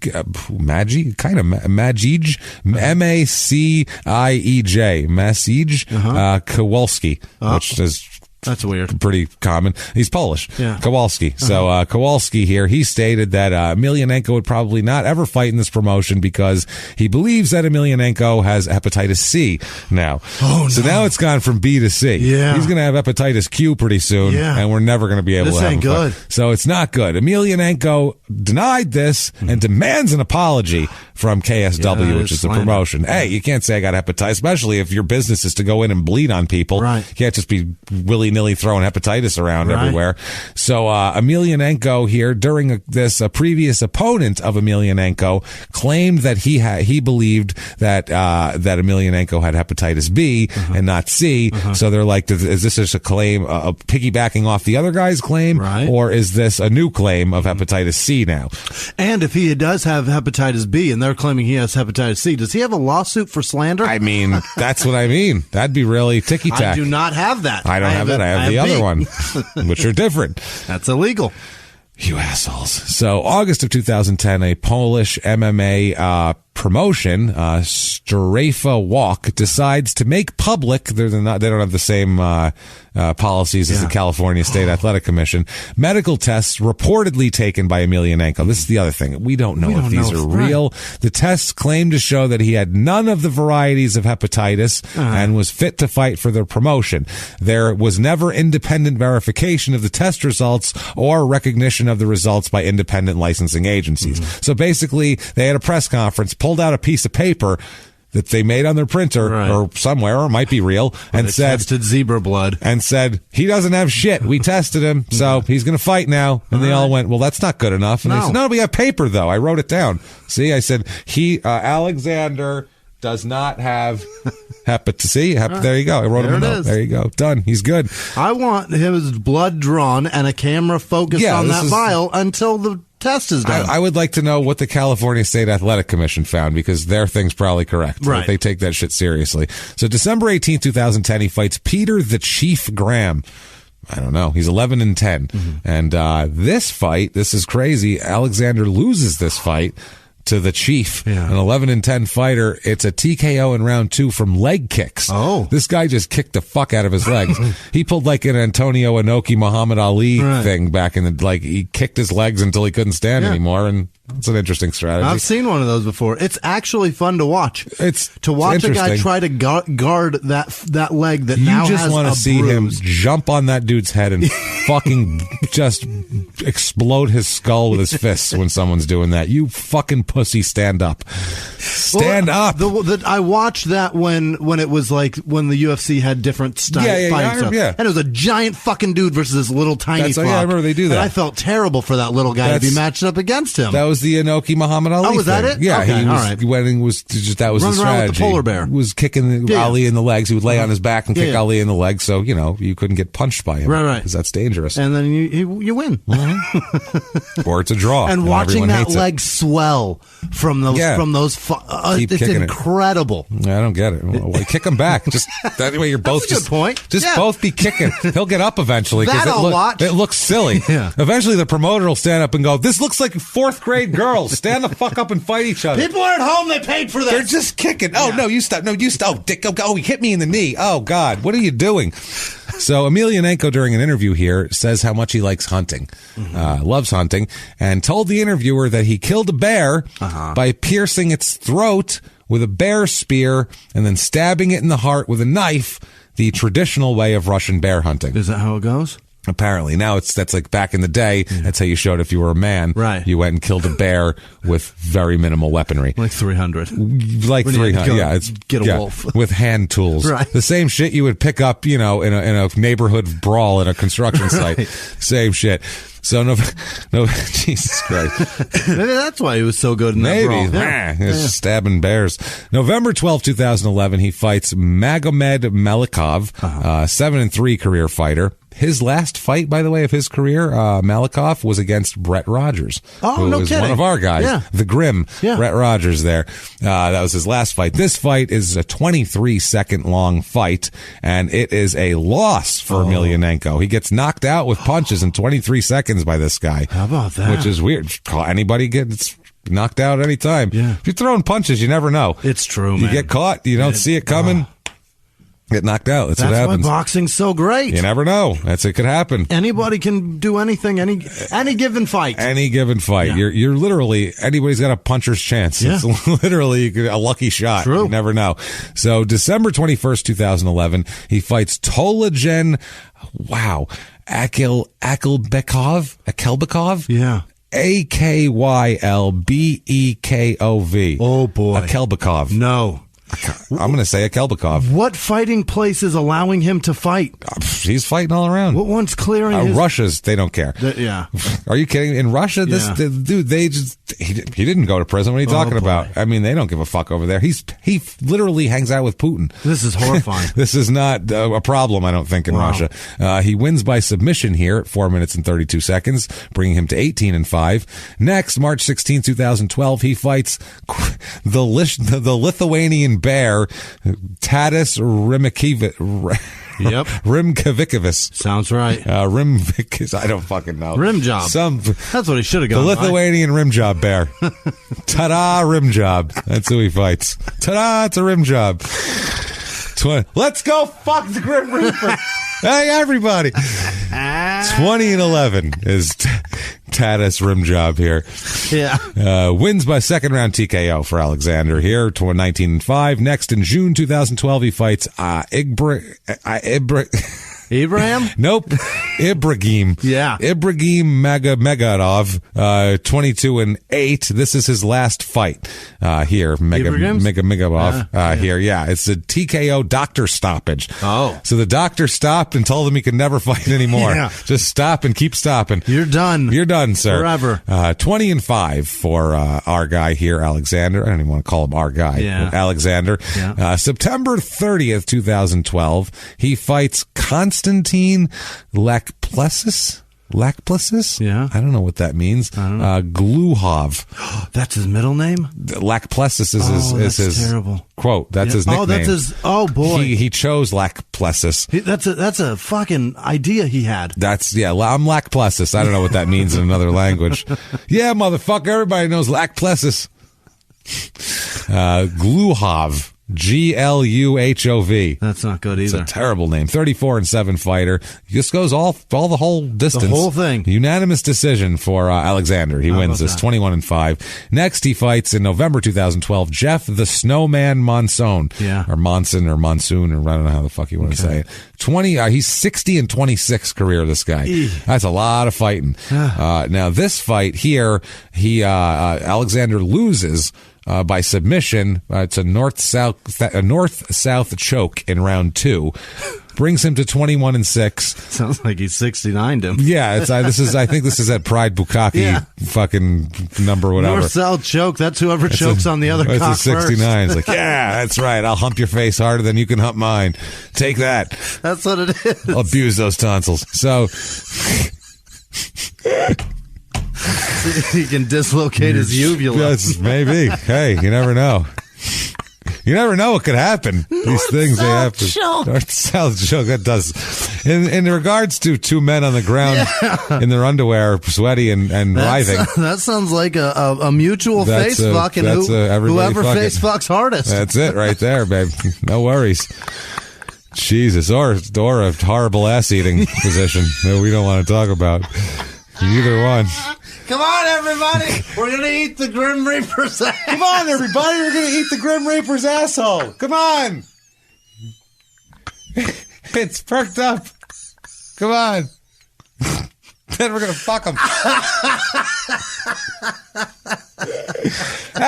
We don't think he has hepatitis. He's got a piece of paper. Should be fine. Jesus. Why is the UFC so goddamn it's so funny. Homosexual? I don't know. Put it in a hilarious way. It really is. Because it's so masculine. Fuck that dude, bro. Like, motherfucker. And it's like, I'm going to fuck that guy's face. It's just fuck him. It's so like, it's got such a weird prison atmosphere to it. They just delete the word up from I'm going to fuck him up. I'm going to fuck that guy. Maybe up, maybe just in the mouth. We'll see. You never know. We're going to work this shit out, though. Yeah. Either way. So, holy Christ. He announces his retirement after this fight. Emelianenko. Yeah, he says he's done. It's an open letter to his fans, citing chronic injury and lack of time for his family as contributing factors. He says he's done here. Now, there's a article that comes out the next month in January 2013. Now, this talks about his problems with alcohol abuse. There's a trainer of his and people that worked in the federation there, not the Russian Federation, but the MMA, that were accusing him of different things. And apparently, as we'll talk about here, one of the things that happened was he's on a flight.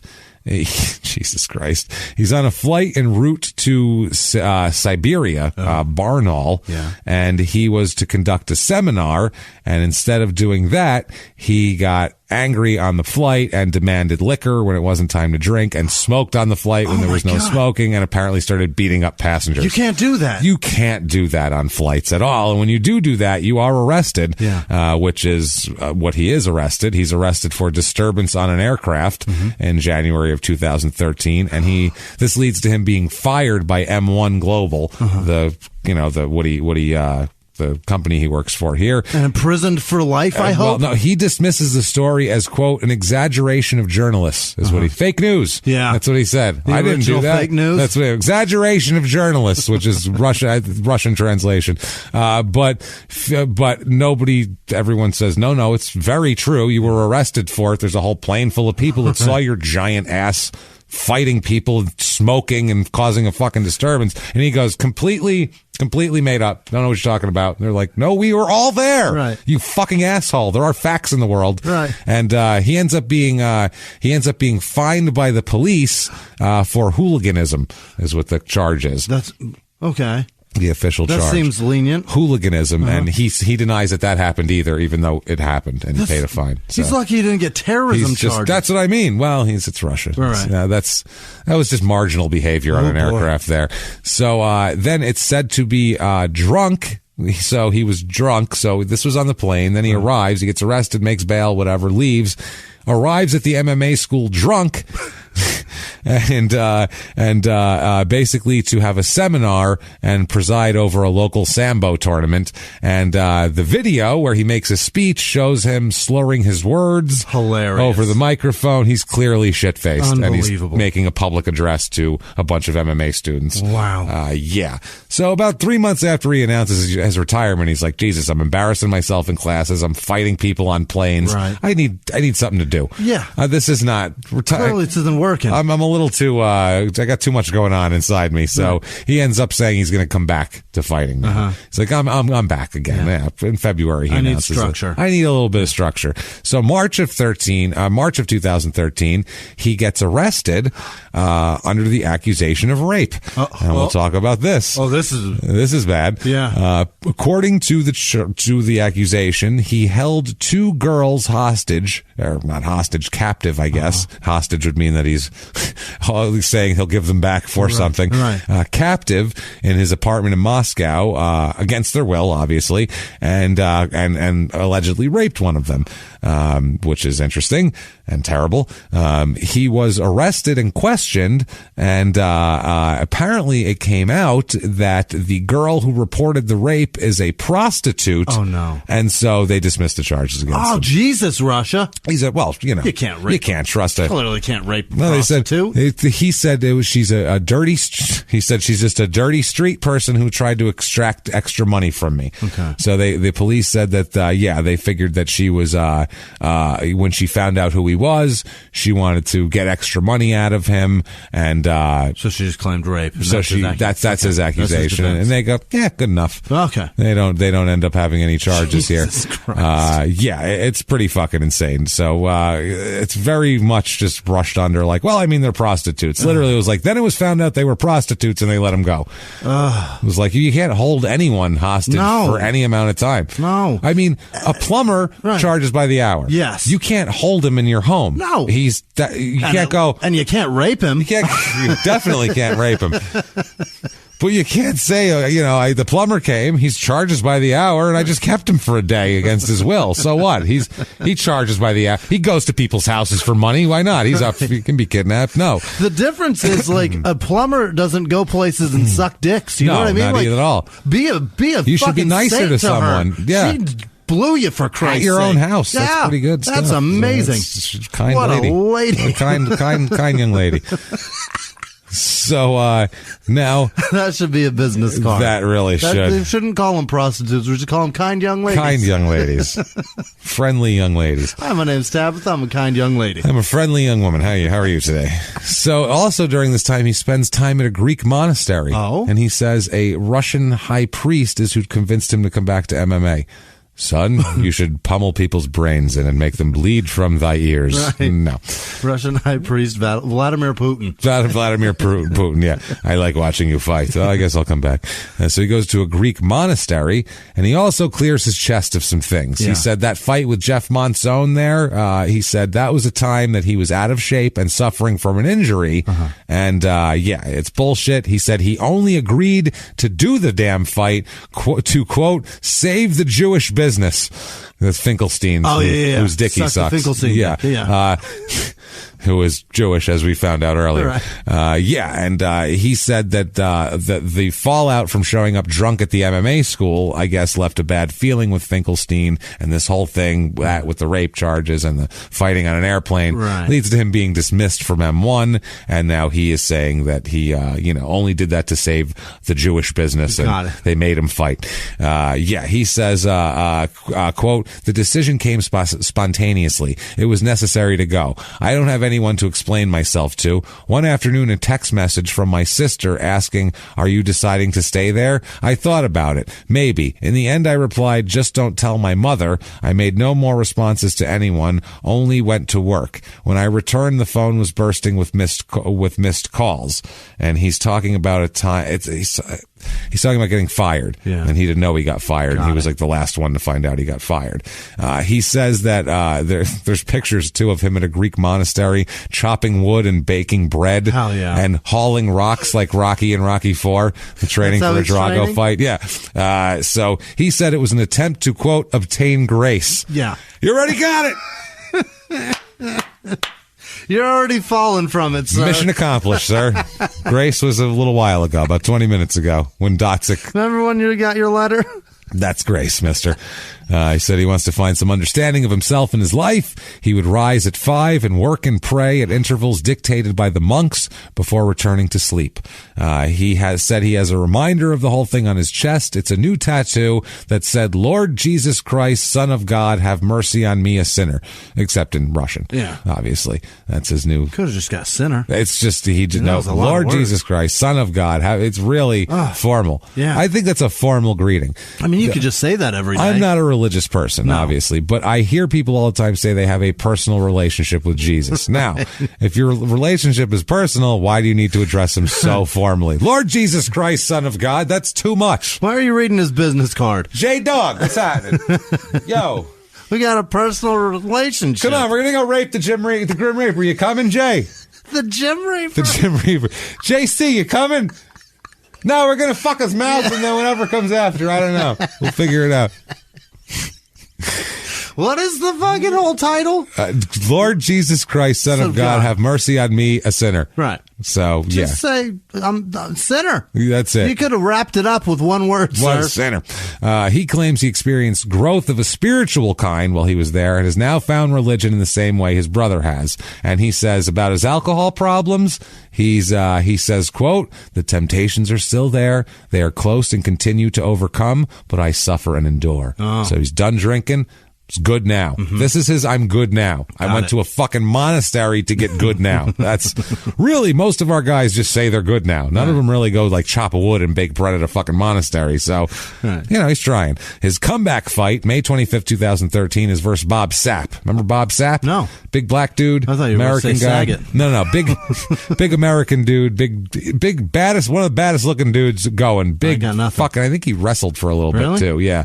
6'5", 330. Good cat. Christ. Big scary looking guy, but he's 12-20 in his MMA career. Oh, that's terrible. So not very good. But you can tell he's entertaining. Otherwise, he wouldn't be 12. Right. Nobody would keep him around for that long. Wouldn't have 32 fights for nothing. Yeah, you see boxers that we've done who are like 14 and 211 for their career, but you never see MMA fighters like that because they just get shoveled off to the side here. He wins by TKO with punches at 1 minute and 18 seconds, so not bad. That brings him to 22-6. Now, 4th of July, 2013, he fights Jose Rodrigo the Dragon Gilkey. Yeah. Ricky the Dragon Gilkey over here. Jose the Dragon. Rodrigo the Dragon Steamboat here. How do you get so many Spanish names and then throw on the whitest, most horse shit New Orleans shit? Yeah. Guelke. Oh, that's awful. Guelke. Yeah. It's a terrible name, but Jose Rodrigo, which sounds, pretty good. Sounds cool. Great first two, and then a vomit for a last name. Sound like a flamenco dancer. Yeah. Like you're an expert. Oh, yeah. Jose Rodrigo. They call me the Dragon. Okay. The Dragon. Ugh. He leaves that part out. He's a 22-19 fighter, the Dragon here.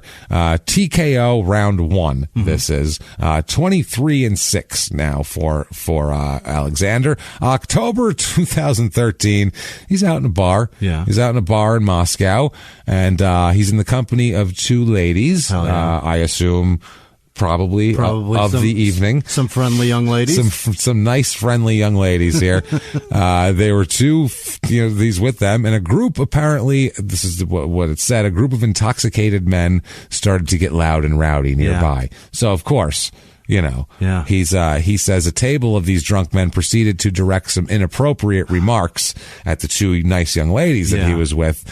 Now, in Russia, what is inappropriate? Because appropriate's pretty fucked up there. So I don't know what inappropriate was. Right. It must have been like just dropping C-bombs and telling her to take her pussy out or something. Like it must have been fucking rough.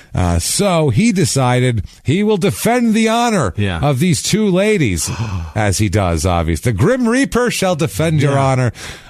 He approached the table to ask politely if they would keep the rhetoric to a minimum, because I wish I saw this. Yeah, he's going to come in. I feel like it's a real like Pac-Man Jones arugula situation where he's like, gentlemen, I was there. I had a companion with me, a nice young lady. 2 of them. Very nice. Well, no, she brought her friend with her because her friend, she was going to go home and she hadn't eaten any dinner. And I said, you know what? I found a great place. You come along with us. There's great arugula. It's amazing. The salads just come with. So she said, sure, what the heck, right? So we're all sitting there. What the G-heck? Now, these, I'm in a hoodlums. I don't usually use language like this, but they were hoodlums. They were just hoodlums. I don't know what else to call these gentlemen, but they were there. I didn't see them even eating. I saw no arugula anywhere, not a sandwich, nothing. They were drinking and causing a general ruckus of a sort that couldn't be ignored.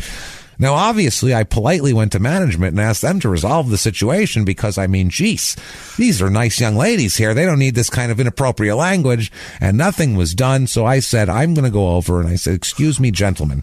And from there, as this happened, several chairs end up being thrown. Holy shit. He said, gosh darn it, they were impolite to me, so I picked up a chair, darn it, and I cracked it over his skull. And boy, if you wouldn't know, that fixed the whole situation. Apparently, they didn't know who they were fucking with. Right. They didn't know who this guy was. No. They just saw a 6'4", 255-pound dude who's out with two chicks, and they're like, "Let's try to get fuck one with of them. that guy. Let's cut one of those chicks out of the herd." Yeah, seems like he's probably up to something. Yeah. I'm going to leave that cat alone. They decide, let's fuck with this huge guy, and he says, "I'll bet I beat the shit out of all of you." We heard that we could all fuck the Grim Reaper. Yeah, is that a thing? We've come to fuck the Grim Reaper. No? Apparently, this turned into a complete and total melee with chairs being thrown and him beating the shit out of anybody within arm's reach of him. Police ended up coming, and they handcuff him. And while he's detained, he gave his account of the story. And they tried to fuck the Grim Reaper! In the mouth! And they realized that it wasn't his fault, and they released him after being held for 20 minutes. And he was even offered to be escorted back to his hotel by the police because they apologized and said, we figured, because you're an asshole and a psychopath, and this fits in with your pattern of behavior. It's you. Turns out, just a table of drunken assholes. We had no idea they tried. He beat the living shit out of a bunch of guys, though, in a bar. So January 25th, 2014, he fights Dmitry the Wicked Machine Sosnovsky. I'd go by the Wicked Machine. Wicked Machine. Yeah. 11-0 career record. Really? Never lost a fight, and his last fight was on March 17th, 2018. Oh, so he's probably still going? Last fight's over a year ago. I don't know. And he's never lost a fight. That's so weird. I don't know, an injury possibly, or training injury. That maybe that last fight was just a little too close, and he's like, I'm not going to lose. Fuck it, 11-0, babe. I quit. Done. Over 10 wins. I'm undefeated. And he beats Alexander, obviously, because he's 11-0 career. Beats Alexander by a first round TKO. How about that? So dude had some potential apparently here. 23-7 for Alexander. Now 2014, still he's arrested again. This time for kidnapping and sexual assault. God damn it. Nah, these are bad ones. This is bad charges. He is charged with kidnapping and sexual assault by withholding a passport from a woman and forcing the use of, quote, narcotic drugs or psychotropic substances on a woman named Paulina, same name as his daughter. That's bananas. How could you can't... Yeah. Can't do that. You can't rape someone with the same name as your daughter. Absolutely not. I am sorry. You can't fuck someone again. You couldn't fuck someone with the same name as your daughter. Never mind rape them. Right. You couldn't do that. You would think you'd go, oh, even if you were a horrible rapist at that point, you'd go, oh, hey girl, what's your name? Paulina. Gotta run. Have a good one. See you around. Peace. Yeah. Paulina Stepanova. This girl is. She's 27 years old. This young lady. She's apparently a housekeeper, and it was a substitute housekeeper that came to his house to fill in for another housekeeper. And like, listen, I always rape her. So. Listen, the other housekeeper's a 300-pound, 60-year-old Polish woman with a giant mole that comes out of her forehead with hair coming out of it. So never thought about it. You're kind of fine. Right. Holy shit. So he stole her passport from her purse while she was cleaning. Oh, that's fucked up. He literally went and found her purse and stole it and then extorted her for sexual favors while forcing her to consume drugs. That's the story here. Stole it from her purse while she's cleaning. Jesus Christ. Quote, this is a quote from this is from her lawyer, Paulina's lawyer. According to Paulina, she was removed for a long time in the apartment. Then Emelianenko offered her to play cards with him, but she refused. After that, he slapped her on the head. Apparently they say that, quote, he forced her to smoke a cigarette with grass, weed or some kind of dust, maybe, who knows? Maybe it was actual grass. Or actual grass, Russia. Just brown grass. It's gray somehow. Like, it's got salt in it, somehow it gets you high. How'd you get the grass gray and salty?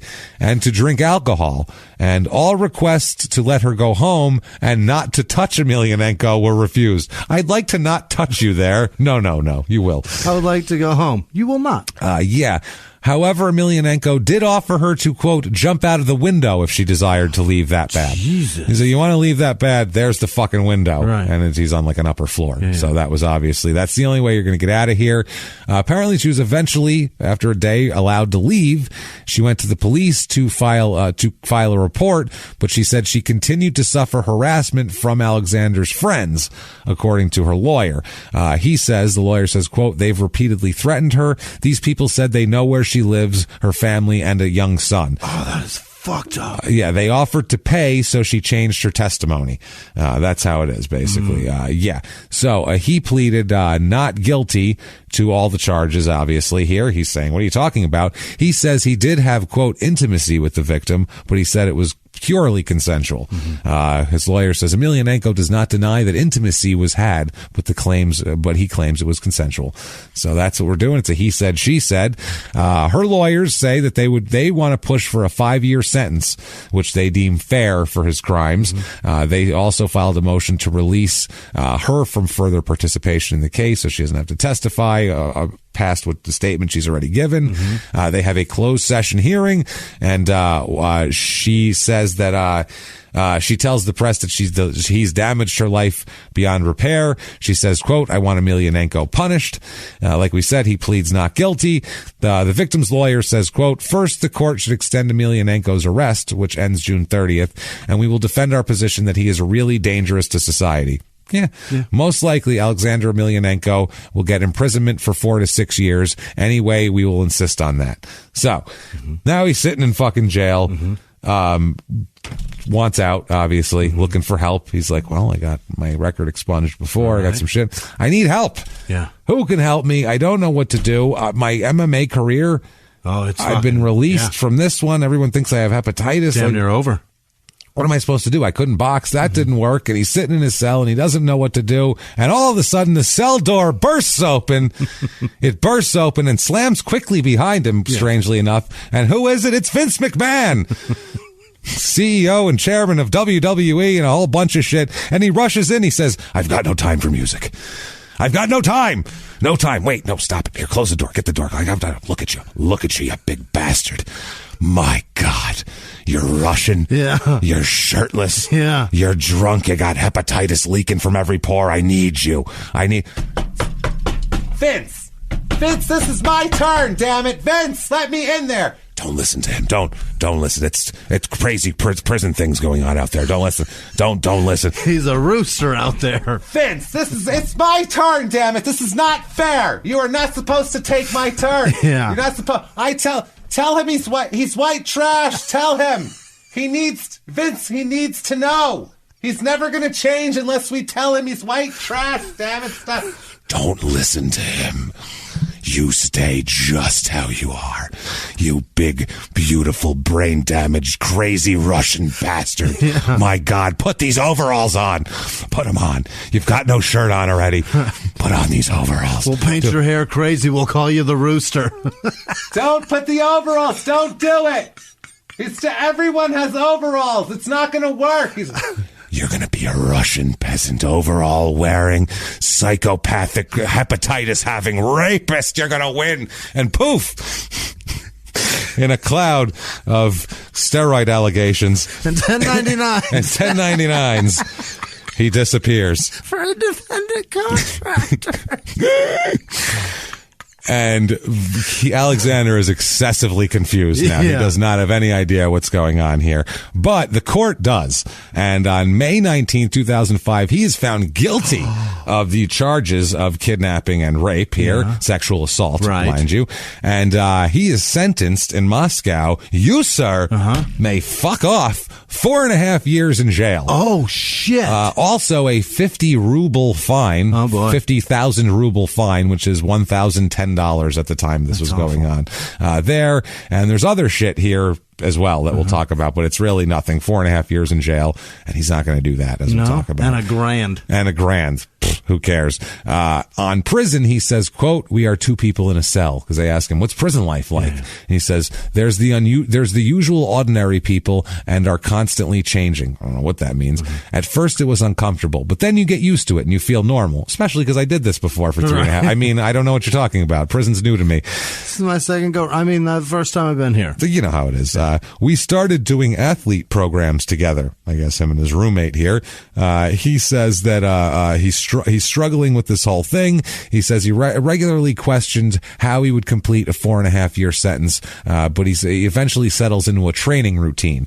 He says, quote, the days are absolutely similar. Due to the limited closed space, there is nothing for a person to occupy themselves, and so nothing happens. I read books like Faust. When I was alone, from idleness, I began to do squats and push-ups. Had time to do more than 300 squats, but I didn't want to sweat because there was no place to bathe in the chamber. At the prison, you could go to the gym for an extra charge. I went every day.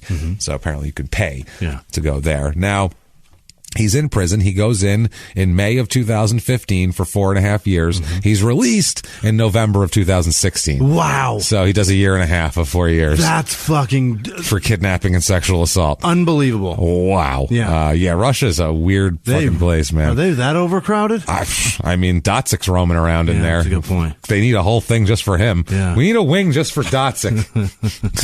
So he's released, and he's released and spends the majority of the following 2 years living in Chechnya at the behest of their president, Vladimir Putin. No, Chechnya. He makes Putin look like a fucking button. He looks like Ward Cleaver compared to Chechnya. If you ever watch John Oliver, he makes fun of the Chechnyan president constantly. The guy's a fucking psychopath, lunatic. Isn't that where he's Putin's crazy? He's a cartoon character. This man. No, he's not from Chechnya. You sure? Now, Chechnya is a whole separate thing. I'm pretty sure he's not Chechnyan. I thought he was, because he's a hardcore Russian, and they think of the Chechnyan as fucking dirt. So really, I don't think that's why they've been fighting. Chechnyan terrorism has been going on for 25 years. The Opera House. Don't look at me. Geopolitics is lost on Jimmie, everyone. It's fine. I swore there was something Chechnyan about Putin. No, Ramzan Kadyrov, this guy is. And John Oliver has had so many hilarious things making fun of this guy. Really? He does the craziest shit. He's a cartoon character dictator. He's fucking hilarious here. So this guy invites Alexander to come live with him, and he's like, sounds good. Live with him. No, live with him, invite him to Chechnya. Okay. Come live in my land, and you're my guest. You're welcome here. You're God, basically. Right. You rape all the house cleaners you want. You can kidnap every housekeeper in the entire damn region if you want to. So also in the exchange for the 3 years in prison that he still has left, he's forced to complete 2 years and 23 days of correctional labor and to give 10% of his money to the state. So whatever he makes, he has to give 10% to the state. They're like his agent now. Taxing? They're taxing him for letting him out early. We'll let you out early, but we're taxing your career. Deal. Which for him, deal, and for them, hey, it's a few extra bucks because he's going to make a lot of money. Now, his lawyer said, quote, I hope he learned the right lessons from the difficult situation. He has revised his views on standards of conduct in society. Imagine him going, I need to revise my views on standards of conduct in society. I mean, Yes, people want to fuck the Grim Reaper. True. But is that really, is there a reason for that? Also, the Grim Reaper wants to fuck some others. Against their will. I got my comeuppance. Yeah. He said, and with the dignity of a true champion will rise after a knockout. Oh. Dignity of a true champion. He's getting out early from a rape charge. Talking about dignity. Dignity of a true champion. Today, he should be released on parole, and I wish him to throw out his incredible power only in a sports ring, praising the strength of character and the Russian sport. Gross. So he's good now. Horrible things. Wow. They talk about his tattoos now. His tattoos at this point, just what he has. I guess he's got on the front of his shoulders and on his knees he has stars. Star thing. Nautical stars? I don't know what the fuck they are. They're the classic symbol of, basically it's a criminal thing. Okay. It means thieves in law. It means it means you're a part of a gang. Honor amongst thieves. It's kind of like that, but it's a particular Russian criminal thing. Okay. That has that. Now, he's got stars on his knees. He's not supposed to cooperate. It's a gang thing. That's what the stars mean. On his right arm, he has a cathedral with 5 domes. Each dome symbolizes 1 year of imprisonment. Year and a half plus 3.5 that's 5. equals 5. Yeah. Dumb fuck. Yeah. Hey, stupid. Yeah. I've never been to prison. Right. I don't know what you're talking about. Why you got a cathedral with 5 tops? Dummy. So, so that's stupid right there. On his right shoulder, he has a spider's web, and lots of meanings there. All of them are bad. Right. It's never like, it means that I'm the best ballet dancer in all the Midwest. No. Never means that. He has on his left arm, a tattoo that's a half cat's head, half skull with the legend that means man is a wolf to his fellow man. Oh. I guess that's so they eat your skull. And it's used. This says it's used to indicate a very vicious and dangerous prisoner. So it's telling everyone in prison that you're a badass. He's a bad dude. I'll eat your skull, basically. Right. On his back, he has a Grim Reaper holding a baby. Holy shit. Underneath the German phrase, Gott miss uns, which means God is with us. By German? I don't know. Maybe that's a Nazi who the thing. Nazis are. Yeah. So, this is amazing. He says this isn't true. He's not a Nazi. He makes and he declares it. He says, "Dear friends," he writes an open letter. On March 20th, the channel program, Russia, whatever the fuck it was, I was presented as a nationalist. I want to publicly declare that this report is slanderous. Nationalist and Nazi are interchangeable, by the way, in Russia.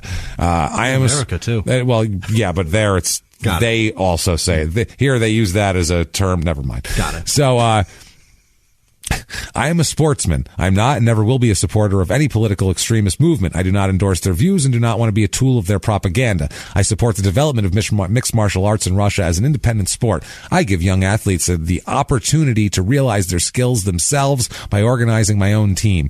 Athletes of different nationalities are presented in my team. By their sporting success, they have proved they are ready and able to perform together with me. I respect them and appreciate the fact that such promising athletes, like a bunch of Russian names, it's like 8 different different guys, defend the colors of my team. Yes, I am equated with Roman Zentsov, famous MMA fighter and leader of a national separatist movement there, but I do not share his political extremist views. I do not support his movement and have never participated in any activities of his organization. I want to take part in sports, perform for my country, and bring in medals and titles. I don't want to be involved in political games, do not want to be a bargaining chip in such a dispute. I have kids. I want them to grow up in a democratic country devoid of national, religious, and other prejudices. You better move out of Russia. Yeah. So September 27, 2017, he's fighting again. He fights Geronimo Dos Santos in his big return fight here. He's a 41-21 journeyman, this guy. 36-second long fight. Alexander knocks him out by TKO. 36 seconds. 36 seconds. 24-7. He's back. He's back. Yeah, they talked about his brother. When they talk about him after the fight, they talk to him, and he brings up his brother, and this is fucking hilarious. He said that he has not talked to his brother Fedor in 10 years, and he blamed sycophants that are surrounding his brother and leeching off of him and keeping him away from him. So he's blaming all these other people. So they asked Fedor about it, and he has a response. He said, quote, "Usually I don't comment on other people's statements, but I cannot remain silent. This is my first and last answer to you. I consider it beneath my dignity to constantly react to your lies. And now the most important thing, why I decided to make this open appeal to you. You called my relatives sycophants." He's talking to, this is to Alexander. Yeah. "You called my relatives sycophants. Sycophant, that's you, Judas. I feel sorry that people who were close to you and supported you in hard moments are now suffering. I have personally apologized for you to dozens of people. You can say what you like about me. I'll endure it, but do not dare insult those close to me. Besides, you don't even know them. All of those whom you know have helped and played an important role in your life, and you are not worth their little finger. Therefore, you are not in my circle." Wow. "In one of your interviews, you said that you can help me, but I do not understand how you, someone who was released from prison not long ago and is known for constant violations of his training regime, can help me. I can only think of one thing, not to dishonor the family name of me and my parents." Fuck you. Yeah. Want no part of you. Eat dicks. This is some... Wow. "Stop dishonoring my family. You are not my brother, motherfucker," is what he said. I mean, Jesus Christ, because Alexander said I could help him. We should train together, and I could help him. He goes, "I don't know how you can help me, considering you just got out of prison and are a constant fuck up." Apart from not fucking up anymore. Yeah, I mean, so he's bringing shame to his family, because his brother's a famous guy going, stop. Every time he does something stupid, they go right to his brother. Yeah. "What do you think about your brother doing this?" I mean, at some point, it's like, fuck, you feel bad for Fedor and I feel bad for all these people, Jimmy. I really do. The woman who he raped, all of them, I feel bad, but not nearly as bad. No fucking way. As I feel for Alexander Emelianenko. He lives in, he works for a company called Belmont. Lives in Moscow and works with computers and accessories. Oh, that poor fuck. And gets lots of sideways looks. Unbelievable. And people are like, "Let's go fuck the Reaper." And he has to run a lot. He's like, "Stop. I'm not the Grim Reaper. I'm too little for this. Stop." So December 17, 2017, he fights Virgil Rezdog Zwicker. Rezdog, like he's from the Rez, I assume. Yeah. He wins by TKO in round 1, Alexander does. Rezdog is a 17-9 fighter. 17 wins all on the Rez. Yeah. 25-7 for Alexander. March 4th, 2018, he fights Simon. I guess it's Simon. Szymon. That's Simon. That's Simon. Simon Bajor, 18-8 fighter. First round TKO. 26-7. May 5th, 2018. Gabriel Gonzaga. Oh, he's fighting chicks now? He's for Gabriel Gonzaga. 17-12. Second round TKO for Alexander. He's knocked her out cold. Then had his way with her. 27-7. July 9th, 2018, he fights Victor Pesta. Yeah. He's a 15-5 fighter, and Alexander wins by TKO in round 2, bringing him to 28-7. And August 18th, 2018, he fights Tony the Hulk Johnson. Yeah. Hulk. He's a 13-4 guy. He's got kind of a belly for the Hulk. I don't remember the Hulk having quite as loose of a belly, but he's a big stocky cat. The Hulk's gotten hungry in his old age. That's the thing. He's a little hungry. The Hulk eats some chips at night while he watches TV. This goes couple ice cream cones. Those drumsticks are irresistible. They're so good. I'm so with addicted. The caramel inside them. Oh, those are good. Oh, fuck. The plain ones too. I'm trying to gain weight here, so I'm on like a weight, and I force myself. I have to eat 2 drumsticks a day. Really? That's the regimen I force myself. I'm trying my best not to. They're I have so to. good. I'm trying to push it to 3 some days to get the extra fat. I need it. Go get those strawberry shortcake ones. I love those. Oh, those are ridiculous. My God. No, those are great too. I got a box of 18 Snickers of them. ice cream bars. Dude, it's Come silly. hang out, James. I'm telling you. I'll eat them all. I go crazy with those things. So good. So this fight against the Hulk goes all 3, and it's a draw. Oh. It's a draw. Nobody wins. He can't win. He can't beat the fat guy. Can't beat the Hulk. Okay. Sorry. He must have been very angry. Yeah. 28-7 remains his record, and that's his last fight that he's fought. Quit. It's been a year. Yeah. It's almost exactly a year, actually. A year this week since his last fight. No kidding.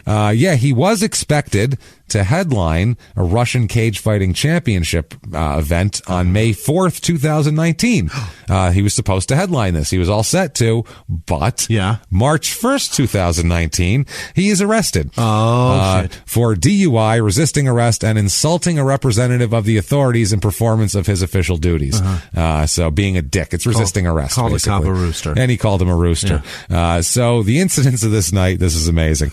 He locked himself inside his car drunk. While the police are there trying to tow his car. It's parked illegally. So he locks himself inside of it. So apparently thinks they won't tow him. Right. So Jesus Christ, they start to tow it away. While this makes him realize what's happening, while they start hooking it up, he tries to drive off. He's goes off the tow truck, tries to drive off and plows into 2 other cars. Like Austin Powers, bang, bang, because he's parallel parked. Right. So he guns it, boom, and then goes back, bang, boom, bang, with a gold Mercedes. So there's great video footage of a gold Mercedes just smashing into cars back and forth. While it's tied up. He got off the thing. Right when they started doing something, he was like, you're not doing that. Bang, boom, boom, I'm going to get out of here. But he's shit-faced. Yeah. So he hits 2 other vehicles with his gold Mercedes here. I guess he came back. He was away from the car, came back and saw the cops ready to tow his car. So then he jumped in and tried to drive away. That's what he did. And, so he, what an idiot. So he's trying to drive away. He slams into a bunch of cars here. He's then arrested, and there's footage of this arrest, of course. And you can hear he's complaining in Russian that the handcuffs are too tight and all this type of shit. They're like, yeah, you're the Grim Reaper. We're going to cuff you up nice and tight, fucker. Also, after he's arrested, there's videos of him protesting his arrest and yelling and screaming. He says that on these videos, I guess he admits that he got behind the wheel drunk, but he says he didn't resist arrest and, quote, apologized for being rude to the police in court. He's like, I apologized in court for being rude. What's the fucking difference? What do you want from me? What do you want from me? Right. Jesus. He is found guilty of disobedience to the lawful order of a police officer and sentenced to 10 days of administrative arrest. And then, following that, right after this, it is announced, quote, the fight of Emelianenko scheduled for May 4th has been canceled. Of course it is. And so he's also loses his driver's license for a year and a half from that. That's no good. That's no good. So March 15th, 2019, this is 2 weeks later, not even, he's released there, and the contract between him and his company is canceled, and they said that the president of the federation said, quote, from today, Alexander Emelianenko is a free agent. There's no longer any legal relationship between the league and this fighter. So, done. Another MMA fighter says this is fucking amazing. This guy here, his Karatanov, he posts a video here. It's fucking hilarious here. Talking about Alexander. He says, quote, hello, everybody. Today I was awoken by a bunch of phone calls from reporters. I hear that Alexander Emelianenko again is in some kind of shit. He says, this time in a car crash or something of that sort. This guy, I have said it before many times and will say it again, is a danger to society. Yeah. He will drink, rape, and kill, do whatever he pleases. Wow. That escalated quickly. Viking. He kind of is. What's he been doing? Yeah. Yeah. Hey, this is Viking behavior. He's a fucking pirate. He's a Russian pirate. He's a Russian pirate. He will drink, rape, and kill. He is a land pirate. Yeah, he's a total, very landlocked pirate. It's from near a river. That's close. He's a river pirate. He's a river pirate. Only one man can influence him, Ramzan Kadyrov, the fucking Chechnyan president. He's like best friends with this lunatic, apparently. It's horrifying. Mr. Kadyrov, I ask you to take him back to club, I guess that's over there in Chechnya. Keep him confined in the land of Chechnya so he cannot screw up more serious things than he is currently. He will listen to only you. He says, quote, this guy, I said even back then, someone against me put together an interview. This guy is like a danger to society. He's a danger to society. Even now, he will never change. It's impossible to change him. A leopard never changes his spots. He did jail time. Since then, he's done more jail time. Now he's out. This guy probably was just born that way. You will never change him. He can go off the radar for some time, but sooner or later, he will again fall off the wagon, and that's it. And crime and sports will be waiting for him every time. Did he say that on top of Lady Gaga's song? Yeah, I think he did. He's just born that way. In response, Emelianenko says, quote, well, periodically it turns out I fool around. It somehow happens spontaneously, and I also know for sure that good girls like bad boys. What? That's what he said. Uh-huh. So he's saying, yeah, I fuck around. He's trying to act like he's cool. Yeah. Meanwhile, he's like in his 30s, and he did rape. You know, he was sentenced for sexual assault. Right. You lose all cool points when you're sentenced for sexual assault. You're no longer a bad boy that good girls like. Now you're a rapist. Right. That's it. You're not James Dean anymore. No, now you're just James Dean. He's a bad man. At least in that movie, never raped anyone. I don't From believe. what I've seen. The footage. Never I don't heard know. of it. I mean, it could have happened. We don't know. It's possible. It's possible. Anything's possible. Anything. May 14th, 2019, he's arrested again. Oh, boy. It's falling apart hard now. He's arrested for charges related to public alcohol consumption. Yeah. He is being detained. He was spotted drinking alcohol in a children's playground in Moscow. Oh, boy. It's sad. Yeah. That's Excuse me. horrific. It's so sad, dude. Yeah. It's sad. And there's footage of him eventually sitting like against the wheel well of his car drinking. Drinking? Sitting on the ground, drinking, leaned against the wheel well of his car on the ground. It's fucking sad. He was taken into police custody, where they drew up charges against him, obviously. They said Alexander Emelianenko was detained on Vostochonaya Street, for drinking alcohol in a public place.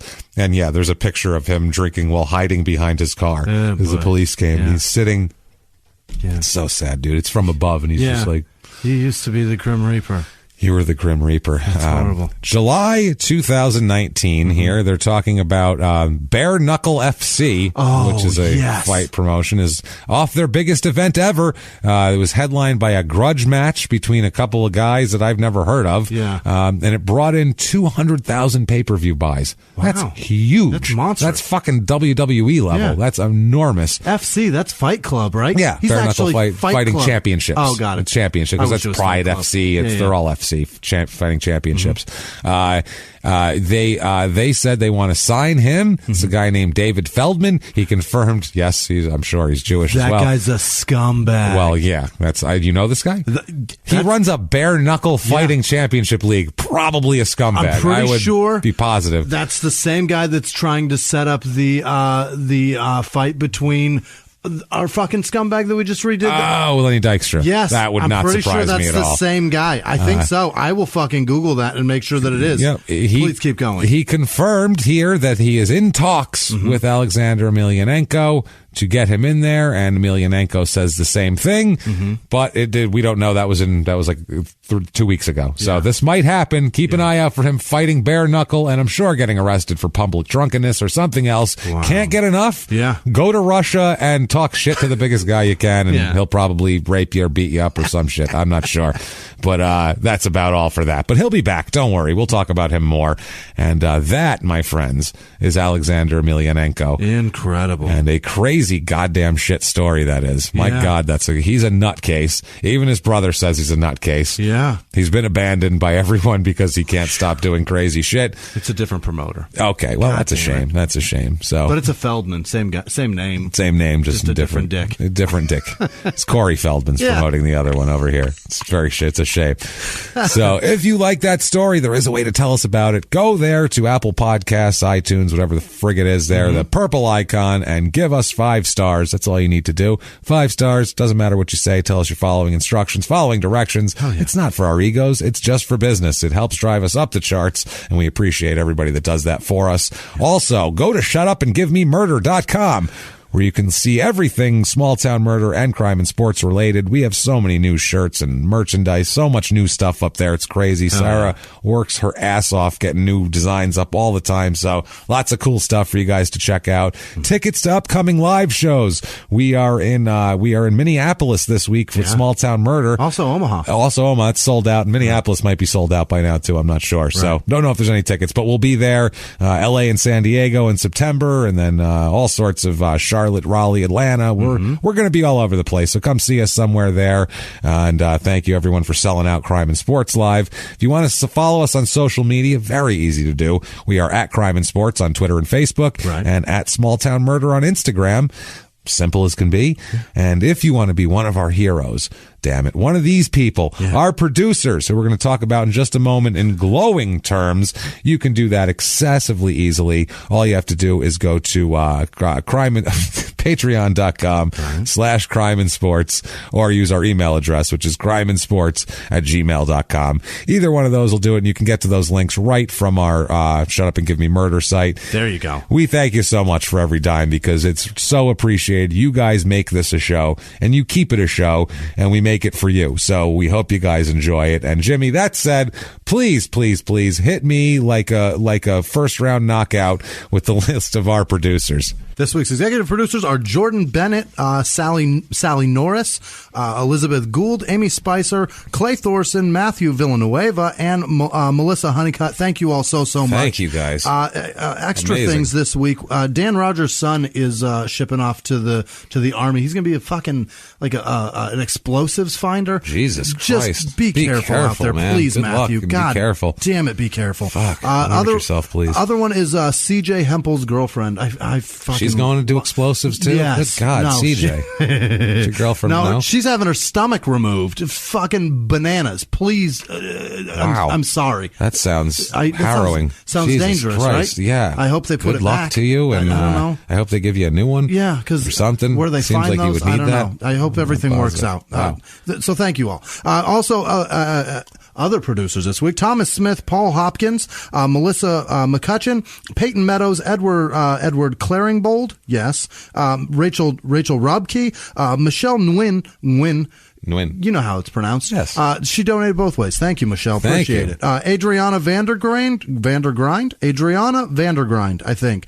Jeffrey Marano, Carissa Lindquist, Jake Giles, Joanna Hanley, Anthony Canella, and that's the guy that's trying to get us a shitload of I think it's him. No, it might not be. I don't know. He's crediting the wrong people? Maybe. He's trying to get us a shitload of devil dogs and whiskey. Oh, it's a sweetheart of a man. That. I think that's him. Good guy. Bailey Holland, Amy Schweer, or Skewer, I think. Michael Harris, Jen McDonald, Catherine Brinker, Samuel Miller, Lisa Higgins, Amanda Hand, Sherry Granado, Anthony Golden, or Cologne, that's what that is, or Colon, Stephanie Smith, Michael Cannon III, Mandy Peterson. Don't trust that Michael. That guy's that's a third. Yeah, he's a dangerous man. He's okay. He's dangerous. For now, he's good. We don't know where he got that money. No, he gave us. that's We true. have no Good idea. point. Jesse Hartman, Johnny Soggy Socks Olarian, I think. Jeff Huber, Chelsea Morgan, Hobo Bum. Yep. All right. That's 2 hobos. That's a double bum. Double hobo? Yeah. Haley Roberts, no, Regents. Damn it, what did I do? Renus. Not Roberts. Nope. I'll tell you that much. Austin Wood, Molly with no last name, Gina Egan, one of the Egan sisters. Thank you. Emily Richardson, Peter Melling, Caitlin Allnut, Kim with no last name, Greg Oyot or Ayotti. Yes. No. Sarah Webb, Jeremy Dolan. Yeah. Duran, I think it's Duran. Renee Bjorklund, Aaron Kelly, yes. Susanna Platt, Renee Lang Thompson, Liz Martin, August Dillon, no, Dijon, shit. Dejun? What did I do? Ronnie Kumar, Rachel Bontrager, Stella Tucker, Tanya Duchesne, Nathan Needlinger. Sarah Miller, Kim Litfin, Mitchell Mixel, Jimmy Crawford, Amy and Marissa Crawford, I believe, George Cole, Joanna Hanley, Kimberly Stokes, Jen Wallace, Elizabeth Wilmarth, Rebecca Ann Weaver, Nicole Johnson, Michael Euler, Mary E. DeLucia, Peta Karate. Yes, karate. Hey. But not spelled that way. Talina Jensen, Gabby with no last name, Lisa Cameron, Lauren Reiner, Shayo, CH3E30. I think that's what it was. Wow. Nicole Arsenal. Kim Hobby, Ann Ferry, Damian Barney, Dylan Hopper, Kathleen with no last name, Knit1 Code 1, Rob Davis, Alex Kirk, Stephen Rude, again, thanks, brother. Yeah. Ryan Paxton, Andrew Birmingham, Terry Simmons, Cassie Harris, Theron Chase, Tironi, no idea. Damn it. Ian Shepard, Jala Atkins, David Meyer, Casey Wilson, Amy Northrup, Kyle McDonald, Matt Facendi, I think, Agatha Corhonen. I'm doing my best. You're dying in the home stretch here. Diana with no last name, Logan D. Zwiefelhofer, T. Sanderson, and Natalie Elrod, and all of our Patreon supporters. You guys are fantastic. Thank you. Thank you so much, everybody. Yeah. For all that you do, and you're amazing. You guys keep us enthusiastic about doing this show because you guys like it, and we're like, well, no matter what happens, they like it. They want it so much, we have to give it to them because we can't not give people what they want when it comes to this because we have fun with this too, obviously. Yeah. We laughed so hard we couldn't breathe this week. So oh, Jesus. That works. I thought I was having a heart attack at one point. I had chest pains. Oh, God. It's rough. But, yeah, we can't thank you guys enough for all that shit. I just said abs like I got plural.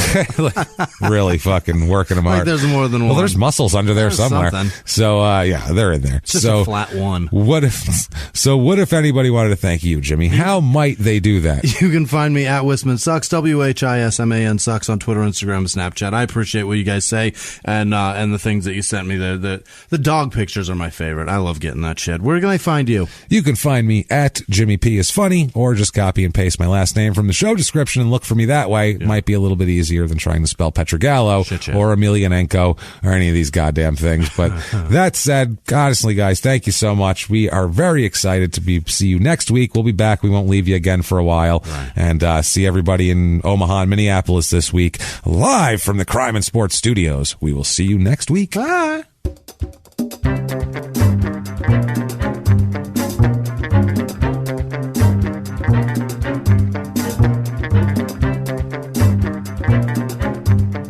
If you like crime and sports, you can listen early and ad-free now by joining Wondery Plus in the Wondery app or on Apple Podcasts. Prime members can listen early and ad-free on Amazon Music. Before you go, tell us about yourself by filling out a short survey at Wondery.com/survey. In the 1980s, a rosé swept the country. Hey, Mike, I really like this White Zinfandel. Well, good. Now put it down. I'm going to try another one. White Zin became America's top-selling wine. But most don't know that this sweet drink has a sour history. What began in 1986 with counterfeit bottles. A big fraud, a multi-million-dollar fraud. Sent investigators chasing one of the most powerful families in the business, the Licciardis. But the closer the feds got to them, the more dangerous things became. It's a story of deceit. At the time, I was paranoid. Threats. You touch my kids, I will kill you. And murder. With a .22 caliber bullet to the head. What started with a scheme to mislabel wine spilled into a blood-soaked battle for succession. Welcome to Bloodvines. You can binge listen to Bloodvines exclusively and ad-free on Wondery Plus. Join Wondery Plus in the Wondery app, Apple Podcasts, or Spotify.